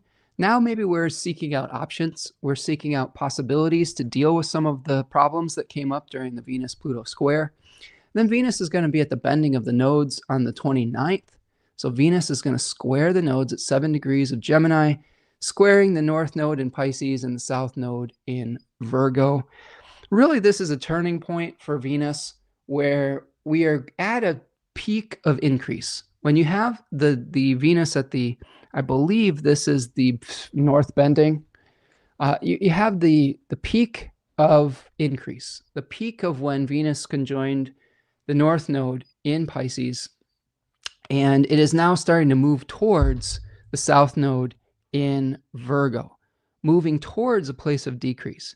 So really take a look at what was going on the 17th of February, when Venus was conjoining the north node at 8 degrees of Pisces, around the new moon solar eclipse at 28 degrees of Aquarius, and take a look at where it might be going by July the 10th of 2026, when Venus makes a conjunction with the south node at 0 degrees of Virgo on Regulus. So those are the dates to keep in mind with Venus at the bending of the nodes. This might affect your Taurus and Libra area of your chart as well. So keep an eye on those topics as well. Finally, we have Mercury going under the beams of the sun on April the 30th. All right. Mercury, going under the beams of the sun, going into that 15-degree arc of separation. So this is a point where Mercury, is going under the beams of the sun and is getting ready to be renewed in the heart of the sun in mid-May, okay, when it is around 23 degrees of Taurus. So pay attention to what needs to be let go of related to the Gemini and the Virgo area of your chart around this period of time, and what wants to be renewed around that period. I also wanted to keep you abreast of the information that the full moon is going to be happening right at the beginning of May too. It's not necessarily part of April, but the moon is going to be waxing to fullness really the day after April. So keep in mind that there's a full moon coming in the very beginning of May. All right, friends. That's your broadcast for the day. My goodness. All right, friends. Appreciate you being here. I appreciate the ability to have difficult conversations. Rose says, I drew my first chart by hand in 1989. It took 3 hours. And you know what? That was a great exercise, right? That is a unique skill. And that's a hard thing to do. I drew hand charts like when in the late 90s, early 2000s, just on paper as well before these programs. It's a lot easier using Astro Gold and things like that. I get it. But I push back on just outsourcing all of these things to the technology without learning process. My main point with this is don't get sucked into the results over process argument. We are being forced into being pushed into more and more productivity, quote unquote. And it's making us not think about the means that justify the ends. What is the process that we go through? I'm a process-driven person. And when we lose touch with being able to be process-driven, we sometimes get so focused on the end goal that we miss the point of it entirely, right? I really feel strongly about that. So I think that how do we balance out what we're trying to achieve with the process that it takes us to get there? The process of making art is not to necessarily have that finished product that's perfect all the time. The process of making art is to catharsis, right? It's getting out the emotions that you're trying to express. And that's part of a process. If you just type in a sentence, you're not getting out the emotion the same way as you would if you actually sat down on your guitar and bashed it to hell, like playing a riff. You know what I'm saying? It's different. It's different. There's a visceralness to it. And this is the Gen X side of me coming out. This is the grunge artist of me coming out. Okay? That says, no, man, like there's something about your fingers starting to bleed when you make that chord, rather than just pressing a button or typing in a sentence to make that song. I've had bloody thumbs from performing for 4 hours at I don't know, a gig. There's something about it. There's sacrifice involved in that. It's just not the same when you just let someone else do it for you, you know? Rose says, I refuse to be sucked into the negative side. Still love you. I love you too, Rose. It's just, there are always two sides to something. And if we ignore negativity, if we ignore darkness, we're just whitewashing things. Like I refuse to whitewash things, Rose. And I used to do that. And we can still be positive and still call things out at the same time. It is an act of love sometimes to do so. I say the things that I say because I do love my community. I do love humanity. I do love the artist in you. That passion comes from a strong protective instinct to protect the artist in you, to protect the thinker in you, to protect your data and your privacy and your rivers and your forests and your resources and your communities and diversity, rather than feeding everything into the wood chipper and making it some homogenized AI slop bullshit. That's what that comes from. It comes from love. And sometimes love doesn't feel like it should, but hurts so good, right? Painted Turtle says you need to write a song called Me Against the Machine to express and process your very valid frustrations. Yeah, I could use some guitar sessions soon, Lauren. You all would be amazed to see that some of the songs I wrote during like the first after the Twin Towers and the Gulf War and like crap like that.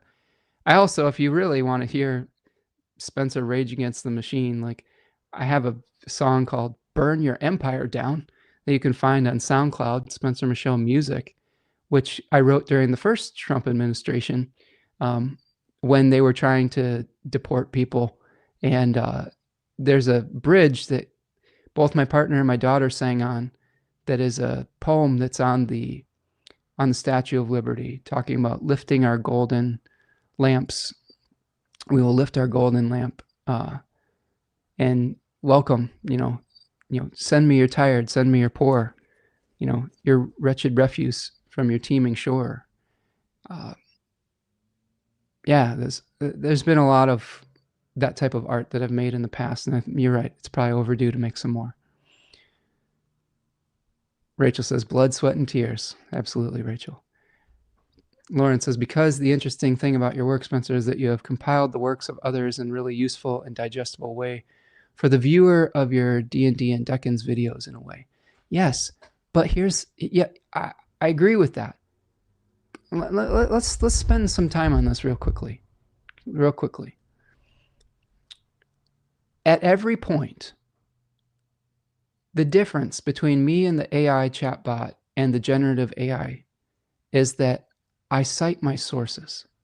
Every single time I mention in this broadcast Austin Coppock in 36 Faces, Susie Chang, 36 Secrets, talk about when I find an idea from my teacher at Nightlight Astrology, or when I have something that I find from Charles Eisenstein or Tolkien. I cite my sources. Culture does not just erupt out of the void. We are constantly taking in and processing other people's work. That is how culture works. But the way that AI is doing it is taking all of that work, not asking any permission or giving any credit, throwing it through the homogenizer, and then charging you to access it in the future. Do you see what I mean? There's a difference. There is a difference. And I like being an interpreter, and I liked being a cover artist as a musician. Part of the way I built my career was through doing these Jeff Buckley tributes. I like playing other people's music, but it is a tribute to that artist. It is not a let's steal every single idea they had without lineage and then charge someone for it. Lineage is important. I'm a fierce defender of lineage as well.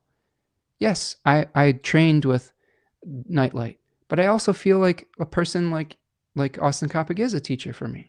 Chris Brennan was a teacher for me. He was my first exposure to traditional astrology. Demetri George is a teacher for me.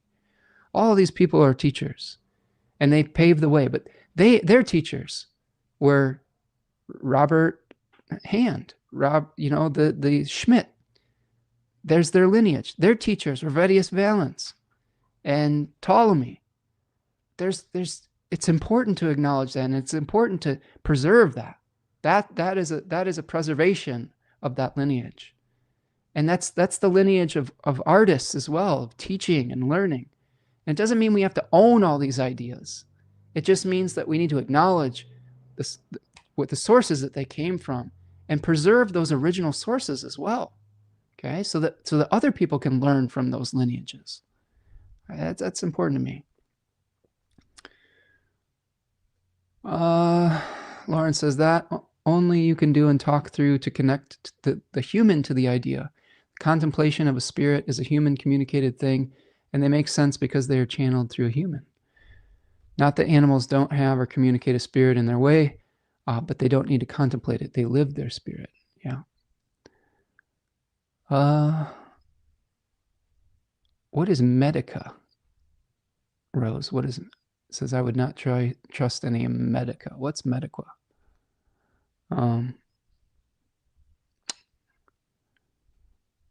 Anyway, what are you quitting, Rose? What are you quitting here? Nobody needs to quit. We're just having a discussion.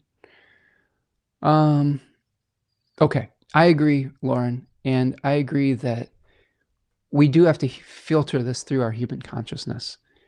But I do think we need to ask some tough questions.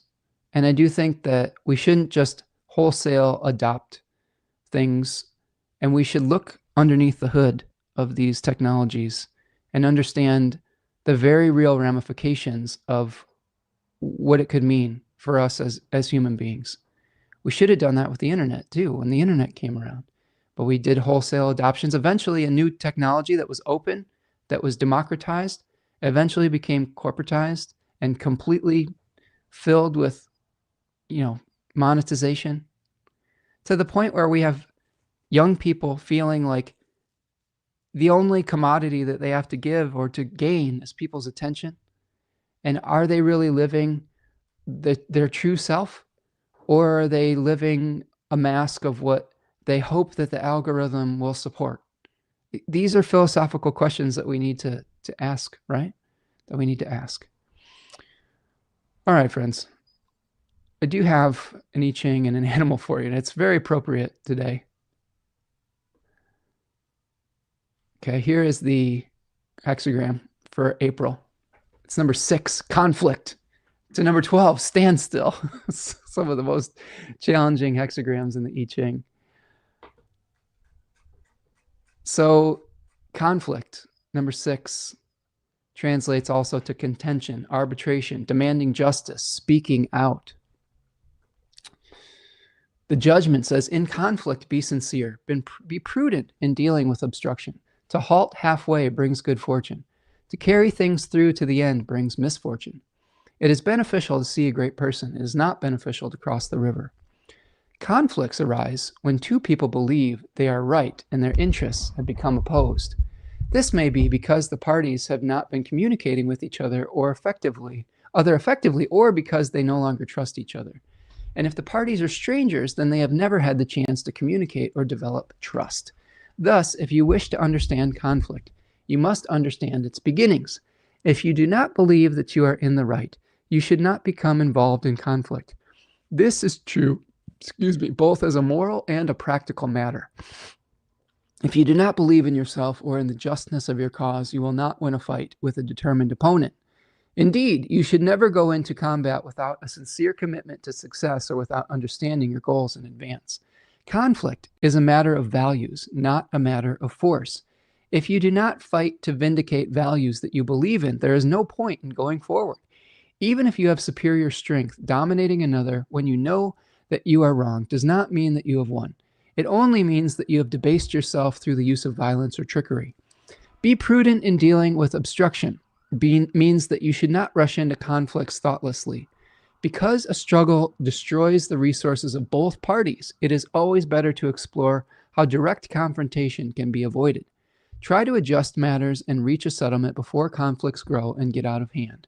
Open lines of communication and try to establish trust and reciprocity. I lost my place. I'm reading from Jack Balkin's The Laws of Change, which is an excellent book. Attempting to reach accommodation keeps each side from wasting valuable capital and even produce unexpected synergies. Nevertheless, some things are simply worth fighting for, and if there's no other choice, conflict becomes a necessity. Indeed, conflict and a show of strength is sometimes necessary as a prerequisite to later agreement. If you find yourself in a conflict, remain calm and collected. A conflict is a potentially dangerous situation. It can easily spin out of control if you do not pay careful attention. Having entered into it, you must now find a way out of it. The most aggressive approach is not always the best one. You should first decide exactly what you want to achieve and what you will accept as a satisfactory ending to the conflict. Unless you know what your goals are, you will not be able to plan an effective strategy. By prolonging conflict without a clear plan or direction, you may destroy something very valuable in the process. Not only what belongs to your adversary, but what belongs to yourself. Once you have begun a conflict with another, you must have the inner strength and confidence to settle your dispute and to meet your opponent halfway. Sounds a little bit like that full moon in Libra, right? Often this requires courage every bit as great as the courage to fight on. The secret of success in conflict is not the ability to prevail. It is the ability to compromise. If you cannot compromise, every conflict must become either an ignominious defeat or a fight to the death. But if you have the ability to compromise, you can turn a deadly conflict into a potential source of growth and improvement. Nevertheless, you will be able to reach an effective compromise only when you know what your own values are and your goals truly are, and when you are willing to give up what you are willing to give up in order to get them. If you're confused about what you want, you will find it difficult to end a conflict without great loss. This is why the text suggests that in conflict you must be sincere. You must be honest with yourself at each stage of the process, in getting into conflict and in carrying out the conflict forward and in getting out of it. Compromise becomes possible precisely because conflicts are conflicts of value as well as conflicts of interest and resources. By learning to respect and understand your opponent's values, you can find your way to a solution. The most successful compromises are those in which each side feels that they have gained something important or that some elements of its cause have been recognized and vindicated. Now there's two changing lines here. One changing line, Second place, unable to contend. One escapes the situation and returns home. The peoples of one's town, 300 households remain free of calamity. When you face an adversary who is stronger and has superior resources, discretion is no dishonor and retreat is no disgrace. Pride, an exaggerated sense of honor, and the desire to establish oneself all tempt people into conflicts with others. So too, ironically, does a sense of insecurity that makes a person lash out at others. Do not allow yourself to be drawn into open conflict when the odds are stacked against you, and do not rush off to fight battles that you are unlikely to win. People who meet defeat at the hands of a stronger power are often not the only ones who suffer. The loss also has unfortunate consequences for their friends, family, and those around them. Thus, if you withdraw from conflict at the right time, you can avoid disaster for yourself and those close to you. Wise conciliation and diplomacy spare a person's community from harm and keep allies, associates, and loved ones from being drawn into a potentially ruinous conflict. This is changing to hexagram number 12, standstill, stagnation, blockage, misfortune, disharmony, hindrance. Standstill. The inferior people do not further the perseverance of the superior person. The great depart, the petty arrive. This hexagram describes a time when heaven and earth are estranged and communication is difficult, if not impossible. People in different areas of life have lost touch with each other. Social relations have broken down and disorder proliferates. The time is truly out of joint. Because people cannot cooperate, they cannot make progress. Because people pursue only their narrow self-interest and regard everyone else as rivals and enemies, harmony and reciprocity will wither away. In a time of standstill, petty and inferior people are on the rise. Their bad habits, small-mindedness, selfishness, and meanness poison the atmosphere of social life. People of goodwill and enlightenment must persevere through this difficult time, keeping a low profile. They should not count on the assistance of intolerant, shallow, and fawning people, for the latter seek only to maximize their own glory and power. Indeed, during a time of this standstill, the petty make sport of people of integrity and hinder their progress at every turn. Enlightened people should not contribute to the disharmony and mean-spiritedness of the time. They should not be tempted to surrender their principles in order to advance. In these circumstances, they cannot exert much influence. Therefore, they should remain faithful to their values and wait until better days arrive. I mean, kind of says, hang out. Don't perpetuate negativity, right? Let's see what we've got here in the chat. Lauren says, trying to control the laws of the internet or the AI is like chasing your own tail. Instead of spinning, center yourself in autonomy. What is a squirrel and what is your tail attached either way? To the sovereign head of the dog. I mean, that's great and everything, but here's the thing. These huge data centers, Lauren, are just going in our backyards. These huge data centers are sucking up the water that we as communities need. These huge data centers are taking farmable land away from our communities in real time and driving up energy prices, etc. Like it has effects on us. It's not just like, oh, whether you like it or not, you're going to have to center yourself. There are real problems, real environmental issues, real intellectual issues that, yes, you can try to be an island, but this is a communal problem. And you're the one that started this, Lauren. You're the one that was like calling this out as a really dangerous thing, rightfully so. So I'm giving you your flowers here. This is your time to take a dump on AI and tell us about the dangers of it.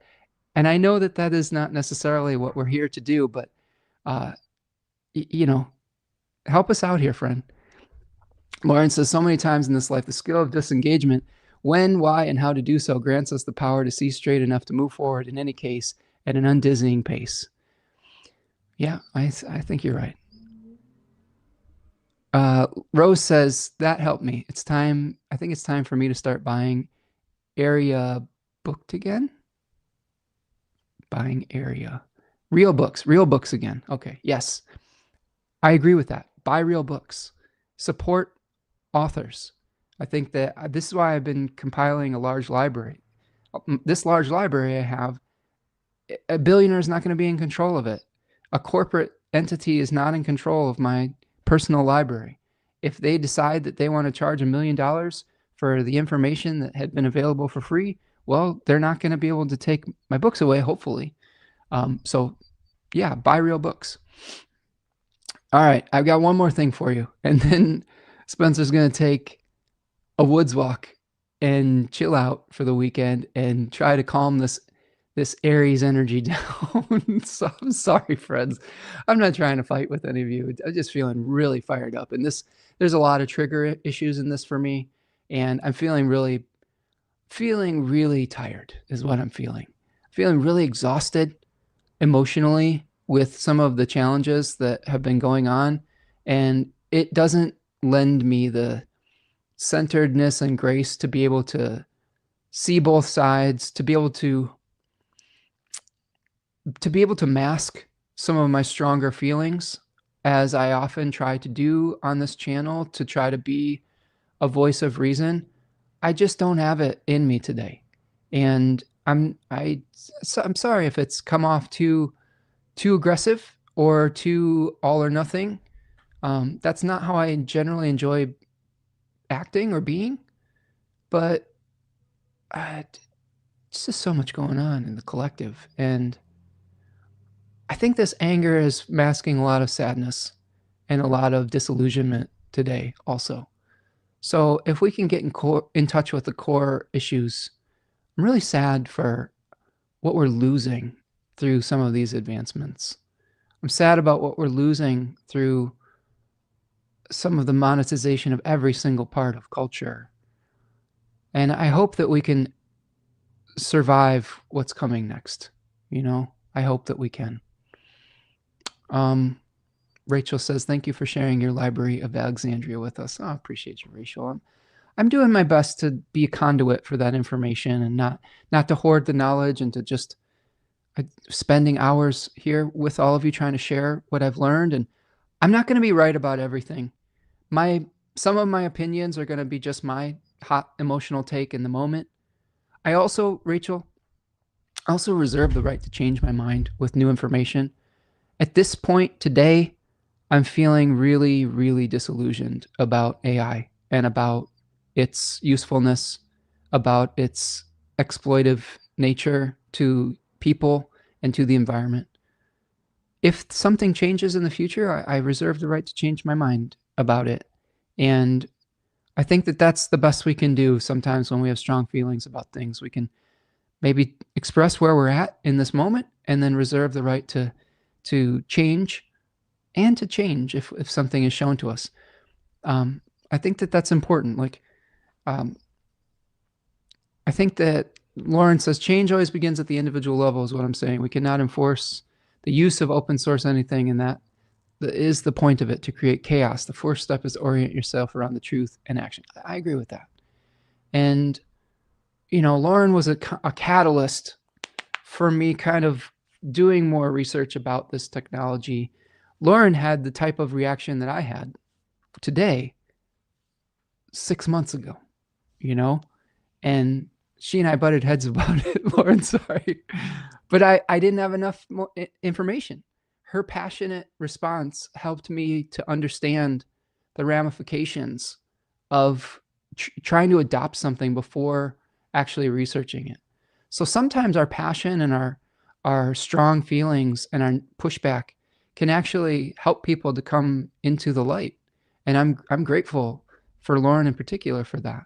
So yeah, how do we get clear on our own particular, viewpoints? And how do we learn more about these things as it's changing so quickly around us? Let's see. Lauren says Rose says we are keepers of what we choose not to lose and what we choose to share. A changeable mind is a functional mind and alive. Yes. I had your reaction 2 weeks ago. So I'm not an early adapter, Rose. I'm a late adapter. And sometimes my emotions have it takes me a little bit longer to get to the boiling point. As a Taurus moon, I will absorb and absorb and absorb, and then sometimes the volcano just erupts, and today was maybe one of those volcanic eruptions. But I feel a little bit better being honest about my feelings. Sorry if you had to be in the face of it, if you were expecting, you know, Dad Spencer, Mr. Rogers, Mr. Miyagi type Spencer, We all have our breaking points. We all have our emotional points. And hopefully we can just be a little bit more in our authenticity in the moment. Speaking of that, we've got an animal for you, okay? Our animal today is the bear. An animal that you don't want to mess with, but also can be calm, but also can be very fierce. I'm going to read to you from Animal Frequency by Melissa Alvarez about the bear today. Bear symbolizes a fierce strength and a gentle nature that is often underestimated. There is agility and lightning speed tucked inside a body that looks as if it would be cumbersome and slow. Sounds like your favorite Taurus moon friend. Bear means being introspective, taking time to carefully examine your thoughts, feelings, and ideas through soul searching, to come to decisions without outside influences of other people's opinions. There is a need for time away from others to revive and reflect within. Bear is loyal to a fault. He has a great deal of integrity and has a protective nature, especially for loved ones. A heightened sense of smell enables you to sniff out the truth. Bear also enables you to see visions and have strong intuition. It encourages you to be your own advisor. It has talents for agility, contentment, courage, introspection, intuition, knowing when to back down and when to fight, loyalty, peacefulness, reflectiveness, soul searching, speed, strength, and getting to the truth of the matter. There are challenges about becoming a loner, becoming a rogue, losing sight of your inner truth of the goals that you want to reach. Poor judgment, reclusiveness, rigidity, stubbornness. This is our spirit animal for the day today. Bear often appears when you need to take time away for yourself so you can revive and find your center or balance. It can indicate a need for more rest, extra sleep, and downtime when you're frazzled by life. It can mean that you'll need to protect someone, to reflect on a situation you're not sure about. This is a need to stick to your beliefs without compromise. Seeing bear means to look beyond a person's physical appearance to what's inside. Bear also appears when you have lost your way or when you need to reconnect with your inner self at a soul level. To really know your path, you must know your true self. Take quiet time just for yourself. Use this time to silently contemplate your mind, body, and spirit to move forward. You may need healing at this time, either physically, spiritually, or emotionally, and it's important to find balance and get plenty of rest. You're a survivor with plenty of new ideas and assertiveness to bring forth those ideas to fruition. Don't hide, but step out and take what is yours. It assists you when you need to boost your strength and energy or have trouble making a decision. If you feel betrayed by someone, Bear can help you understand not only your own feelings, but the reasons for someone else's actions. It offers guidance and self-discovery and on the physical and spiritual planes. Bear assists us when you're searching for an answer and can help you get to the truth of the matter. So a need to maybe go off, introspect, to calm down a little bit, to get clear on your own energy while trying to navigate the chaos of all the things. It's good advice. It feels like something I could use at the moment. I'm going to check in with the chat here. Rose says, safe space here. I'm wearing a bear ring. I love it. Beautiful bears, Rachel says. Yes, I love the bears. Except for, I don't love the Chicago Bears. I love the nature bears. Rose says, I got in Yellowstone in 1989. Yellowstone was my Pluto line astrocartography chart. My stepdad's cabin was near Yellowstone. Beautiful. Well, friends, thank you for hanging out with me today. Thank you for holding space for each other, for myself. Thank you for sticking around, even with some different emotions expressed today.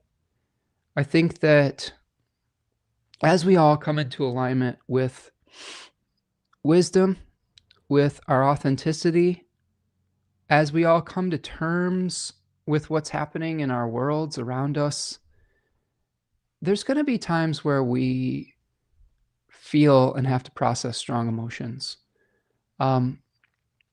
Today was a day that I feel like I was processing some of these emotions in public, in real time. And doing this work, there's always the danger of doing that. And I don't know if I need to apologize for it. I just need to recognize that we sometimes are going to have extreme things that we feel. And if you have a difference of opinion or a difference of whatever, I think it's okay to like respect that difference and try to work towards figuring out what we really where our lines are. And be, like you said, be flexible and open to new information coming in. To be able to express our frustration when we feel it, though, too. I think a lot of us in the past have tried to sanitize our images, our feelings, the way that we express ourselves. I know I've done it in the past for fear of disapproval. I'm just being honest with you today. I feel a lot of anger right now, and a lot of fear, and a lot of sadness. And I can't just keep bottling it up and trying to pretend that everything is okay in my world when it isn't. And if that's the best thing that we can do, is just be honest with each other without being destructive. If in the expression of strong emotions today I hurt anybody's feelings or was overly destructive, that I apologize for. But I do think it's important for us to be able to feel our feelings strongly, express, speak truth to power, to punch up rather than down. Most of my anger today is directed towards corporate America, the billionaire class, corrupt individuals in government and in business, not to the individuals using these technologies, okay, necessarily, not to the fellow astrologers who are exploring new technologies. It's more so a more bigger picture kind of frustration. I also wanted to end today with a little bit of just a tribute to another astrologer that I don't talk about a lot on the channel, but recently passed away. Her name is J. Lee Lehman, and she was an excellent, excellent horary astrologer, in particular, medical astrologer. I have a number of her books. I met her briefly at the United Astrology Conference. She passed away this week, and she deserves to be remembered and acknowledged for the contributions that she made to our field in a time where we didn't have computer programs, when we didn't have AI. We just had a strong Virgo type that was really paying attention to the details and helped teach us how to do these things with grace and with great attention to detail and with great attention to process. And she's going to be missed. So thank you, J. Lee Lehman, for your contributions to the world of astrology, and go seek out their books and their work. And I think that we need more people like that in the world. So thank you, Jay. Thank you, Lee. Appreciate you. Thank you, those of you who stuck around to the end today. Appreciate you today. Rose says, hold on a second. Rachel says, this is important and cathartic for me. Thank you. Go make some music, Rose says. It's time to do that. Do I play the drums? I'm not a drummer, but I got a neighbor that's a drummer. Maybe we'll team up and I can bang around on the electric guitar a little bit and he can play the drums. Lauren says, witnessing your emotional process, you Spencers, with that exalted moon in the 10th is your biggest asset and gift to give, especially as a man. It is important how you navigate them in grace, and receive grace is also a part of the Cancerian story. Thank you. Thank you, Lauren. Appreciate you. And thank you for your courage in pushing back on these narratives early on in the story, and for helping me to understand some of the pros and cons of incorporating these things too early. And thank you for holding your ground in that. It's really admirable, and it was really helpful for me in this journey too. So thank you for being here and being a part of the community. And thank you for all of you who have been here today. I am going to type, here is J. Lee Lehman in the chat for you. I believe that's how you spell her name, or their name. I'm not sure what their pronouns are. But yeah, go check out their work. Really, really knowledgeable. There's a book of the martial art of horary, and also the book of rulerships. Really important. Tanya uses that every day in her Third Coast Mojo work. Okay. Lauren says, I'm glad that you're so real and raw. Just be careful as a fellow Cancer that you remember who you are and others are, and that the feelings aren't blinding. Absolutely. 100%. And here's the thing, feelings are ephemeral. And I think that sometimes we are not just the emotion. We can express the emotion, and sometimes we let it go. And then sometimes we come back around to our centeredness. All right, friends, that's what I've got for you today. Thank you so much for hanging out. Thank you for being part of the community here. Just one more thing here. Just in May, we're going to have 2 full moons, Scorpio and Sagittarius, a new moon in Taurus. Mercury and Mars are moving into Taurus. We have a Mercury Cazimi in Taurus 3, Sun and Mercury into Gemini, Venus into Cancer, and then there's a Mars-Pluto square that we'll talk about when we get to May. Do me a huge favor. Please like the video. Subscribe to the channel. Thank you for sticking it out. If you want to follow me on social media, at Spencer Michaud. You can find me over at spencermichaud.com. And you can find Tanya over at Third Coast Mojo. We got the guided group study starting very soon with the Silmarillion. I would love to have you join us for that.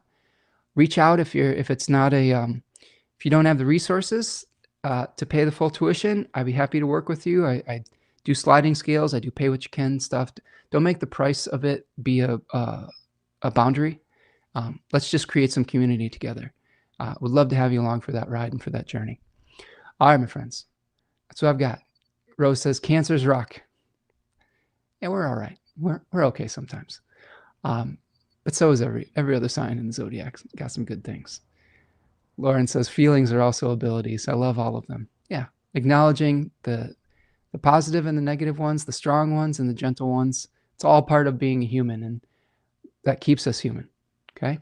All right, friends. That's what I've got for you. Have a great rest of your weekend. Have a great rest of the April if you're listening to this after the fact. Let's center ourselves like the bears. Go take some walks in nature. Get out in our gardens. Get out in the real world a little bit. And try to be kind to one another through this. You can be angry at the systems, but when it comes to interactions with individuals, try to give people the benefit of the doubt and try to work through that foundation of kindness if you can.